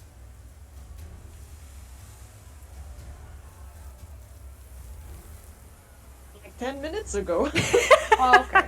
Okay, so I haven't been out for long. I can't hear you, Pauline. You're I don't know muted. if you're I am muted. Thank you. We fully salvaged that other ship. It's literally, I'd say skin and bones, but it's like just wood. That's it. Well, We can let's lay it to rest. I mean, it is a being too. The only way we can lay it to rest is if we shoot it more with cannons. That doesn't feel.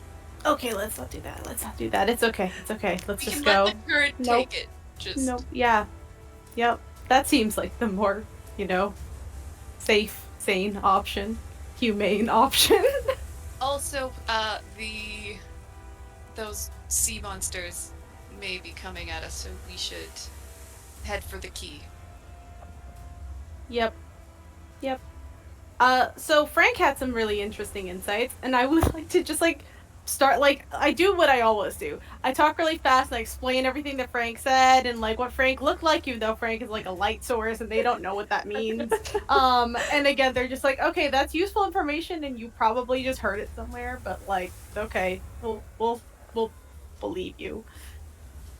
So, the sloop that was following us and them took back the books and is now in the key, which is where we're going. Yeah, that seems fine.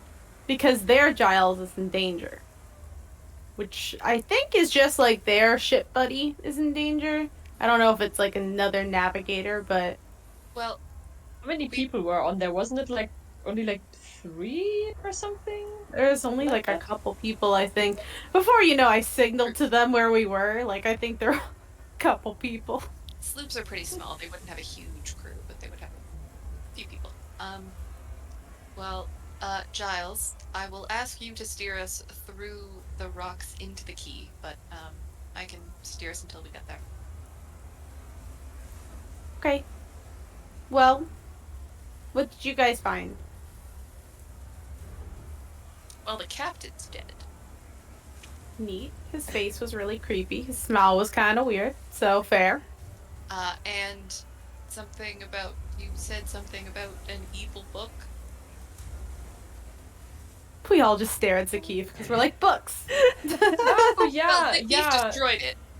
So Yeah, it's evil burned. It's gone. fine. But like, Addison question. I saw the same book also on the small ship. You said. You saw very Right? similar books. You saw Similar many one, books on okay. the small ship. Dusty. It looked like they'd been recently excavated, like new finds, essentially ancient tomes. Not like a twin of this book, but very much in the same family, like a cousin. Also leather bound with pulsing veins. You didn't get on a it. good look at them. I would say just by size and by like level of ancientness. Like it wasn't a book you can find at the library. Like it was definitely something a scholar would study, and it reminded you of the book you saw on the ship. That one you got up close and personal. It's hard to say if those were all a bunch of evil books or you're not sure. Zakif is going to jump to the worst possible conclusion. He goes, I remember when I was flying down there and tried to get a closer look at that ship, they had a book very similar to that one. They had We multiple should be books. prepared. Multiple books similar to that one. We should be prepared for another smiley captain. Oh, Maybe man. like how did you beat him, Lavinia? What did you do? Can we do the same tactic? He need those sunglasses. His eyes weren't good in the sun, so I just smashed them and him. Mostly, Smashing. I think it was mostly the smashing. Noted. From the deck of the ship, covered in bandages and with a black eye and just like nursing a large stab wound on his chest, James says, I'm ready to smash. You have my sword. Oh, I know, James. he still has the salami. I know. We just haven't given him a weapon back yet. Yeah, it seems like whatever painkillers Swab gave him have made him a bit delirious, which is, it's hard to tell from his other Yeah. things that he says. I say, I shall call upon you in the hour of my uttermost need. His mustache is like just drooping on his face, normally like very like perky. It's just drooping, and he's like, you have my sword. And he just holds up this big thing of salami to you and just like almost knights you with it, like trying to like dab both of your shoulders. It just comes away bloody. No. So is it the will of the party to go to the K or to go to, I mean, there's your hideout, there's infinite The freshly places. looted Poseidon's Institute. Freshly looted Poseidon's Institute. But the K is in front of you. It's the closest point on the map. And true to There's still sea form, monsters. there is a large wave cresting behind you as, how much would that be? Math. 16 tentacles are flailing up in the air. Some are dark black and some are like a smaller rusty red color as they are kind of coming at you over the horizon. Why us? Let's We're gonna go with I'm G. gonna go with we're still running away from the original danger of the tentacles. So to the I key. vote key. All right. Give me a to the key roll, whoever's manning the ship. womaning the ship. Are you manning it, Lavinia, or did you want Giles to? I said I would man it until we got to the rocks, and then the navigating the rocks bit could be Okay. you. Okay. Clear. Yeah, I think that's what would need a roll because it's kind of smooth sailing. Okay. You're not being pursued or like dogged by any other ships at this moment. Can I don't. How did we say helping works? Can I help Giles? Yeah. Can I spend a bond with Giles to help them with this role? By just Absolutely. basically giving them emotional support, and also help help them keep the steering wheel. Oh my Physically God. If I help them need keep the steering something wheel. like that requires like a lot of like muscle, Lavinia just like I don't know, very Just like I in don't know. Ghost, like coming around with the Ghost. pottery. Like, oh, sweet. Just holding the wheel for you, just like, yes, it's fine. Aw. Absolutely. Yes. And you do spend bond to give that +1. Yeah. So would the rank of the ship being +2 be +3? Correct. Okay. Cool. 11. Hey, there it is. We forced the dice spot, but it's 11. So on your steer the ship, you steer true. And so it's a very cinematic moment as two tentacled beasts from the deep are pursuing you. And you see again, like as they raise out of the water, their large mouths just kind of gape open. Very far back is like the jaw hinge. So it's almost like a whale or just some kind of like big Pac-Man type maw that is just coming at you guys with all of these tentacles kind of wriggling in the background. All of these rocks that surround the cay provide a lot of shelter and obstacle as Giles, with Lavinia Ghost handling the steering wheel when needed, kind of maneuvers the ship into the cay safely as these monsters hit up upon the rocks and begin to smash into them, just kind of trying to get rid of these obstacles. Boulders are flying up into the air, but there are just innumerable rocks surrounding this island. And so eventually you see them kind of give up in a sense as they begin to prowl around the island, just kind of circling like sharks, occasionally diving down and then diving back up again. But your ship is able to enter into the cay, and what you see is a small beachhead. It's a crescent moon shape, and there are palm trees on there, kind of swaying gently in the breeze. There's like a jungle that's encroaching upon the beach and the sand, that also in the shape of a crescent moon. And you do see the sloop is docked, just run up onto the shore and just tied up haphazardly to a few of the trees. And you see drag marks of crates kind of dragged through the sand and into the forest nearby. Multiple track marks going into the woods or the jungle nearby. And that's where we're going to pick up next week as our crew has made landfall in a safe space with monsters prowling around in the area. They found out a little bit of what's going on, but perhaps whoever is on this boat can help shed some light on the situation. And we will see, hopefully be joined by Jolene next time to see how this adventure takes off and concludes as our crew here is getting mixed up in some very mystical elements. They may be put into a position where they need to pursue their destinies and perhaps help bring about the destinies of others in this wild Rapscallion world that we've created together. So thank you so much, players, for hanging out with us and for playing. Let's end on a scene with your character as you kind of leap off of the ship onto the sandy beach, and your character's feet hits the sand, and you kind of hear the birds cawing into the forest and the peacefulness of the water lapping at the shore and kind of the strange growling noise of these monsters as they circle the island. What is your character focused on? Let's start with Giles. Giles is trying to make his like entrance onto the island look cool because he's like I'm a discoverer and navigator. He's trying to make it look not like he's just like ungraciously falling off of the ship in reality. Like I meant to do a barrel roll and sit like this. But he is going to pull out the map that he does have, and start trying to figure out for the rest of the crew. Okay, on which side of the island are we? Where can we go next, and what landmarks can I start marking?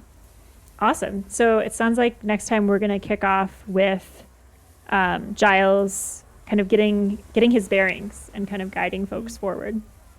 Awesome. What about Lavinia? So Lavinia has left her big scary weapon on the ship, and basically just has realized at some point that she's just fully coated in blood and paint that's kind of chipped off, and it's just like, this won't do. And so basically just like dives into the water like off the back of the ship to just like get all the blood cleaned off, and then sort of emerges onto the beach just like soaking wet. Just still has like a cutlass, and the little snake around her neck just sort of like spits out some water. I forgot you had a snake around your neck. I just got a little tiny snake just chilling about my neck. I completely forgot that until now. I love it. Yeah. Just sort of making sure that everyone else has like gotten off the ship and onto the shore okay. Yeah, you seem cleaner, refreshed. The snake is not very happy, but it seems like this might be a good next chapter for you, Lavinia, as you consider the good work you've done protecting your crewmates, but also there's that little kind of nagging feeling in the back of your mind of like, what else is there? And this kind of new horizon excites you and makes you think about what else you can discover about yourself as you go forward on this adventure as well. And what about Zakif? Zakif contemplates enlisting one of the more physically competent crew members like Rolf to just straight up investigate the small ship that is anchored there. But as he goes to find Rolf, as he, I guess, like also leaves the ship, he kind of stumbles a little bit because he did take quite some damage. He was like blown up and then cut, I think, something like this. And instead he decides to find some shadow under a tree and just maybe chill for a little bit and note down what he found out from that book so far. Yeah. And did you want to enlist Swab's help in healing?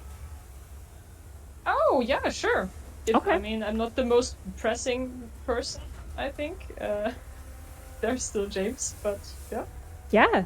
So I have noted here that Ralph is going to investigate the sloop and that Swab will be helping heal anyone, Zakif included, in a nearby kind of alcove tree area in the shade, protecting you from the hot sun above. As Zakif is... Probably take advantage of that as well. Lavinia rolls up wet and bedraggled with like a snake coughing up water, also in line for some healing. As Swab has your own little kits for each of you, like the James version was like all extreme ointments and things. For Zakif, it's like she had to do like a lot of research and like just put all of the bottles, like all the ingredients, and like Zakif like wasn't very trusting of Swab at first. So like they're trying to build trust with Zakif. And with Lavinia, it's just pictures, like just like happy faces, like smile emojis. But yes, everyone has their Band-Aids? own kit. All the Band-Aids have Lots happy of faces. cotton to soap up blood, all of that. But yes, so excited to pick up here when we are all together, hopefully with Kimberly again next weekend for the conclusion of our Rapscallion campaign, as you are all kind of getting into the weeds of what is all of this magical shenanigan and why is it all happening to you. But thank you, players, for playing, and we're gonna raid somebody and share the love. So let's go to raid one of my favorites, C+ content. They say they have C+ content for an A+ community, which I think is a great tagline. So cute. He's awesome. So let's go say hey to them and support what they do. But yeah, thank you so much to all of you for joining us today. And if you haven't already, actually, let's drop our socials before we peace. So if you haven't already followed us on this channel, please do so. We stream RPG stuff on Sunday mornings and video game stuff on Thursdays with some guest GMs rotating in. Oh, and another announcement. Wow, I have announcements today. I will be on an amazing show tonight at 8 Eastern, 7 Central, Tales from the Tavern. So I'll drop that link in chat. It's Gamer Mom Luna's show. Come check us out. It's a talk show with a bunch of TTRPG GMs and creators, and chat will ask the questions. So come hang out and ask me fun questions. So excited to be on Gamer Mom Luna's show. But yes, thanks for joining us. Drop a follow on Twitter to stay updated. And hopefully my computer won't die. We had a really good run today, so knock on wood. Hope she's feeling better. But yeah, take care, everyone, and see you next weekend. Thanks for GMing. Thank you. Thank you for Thank you. doing.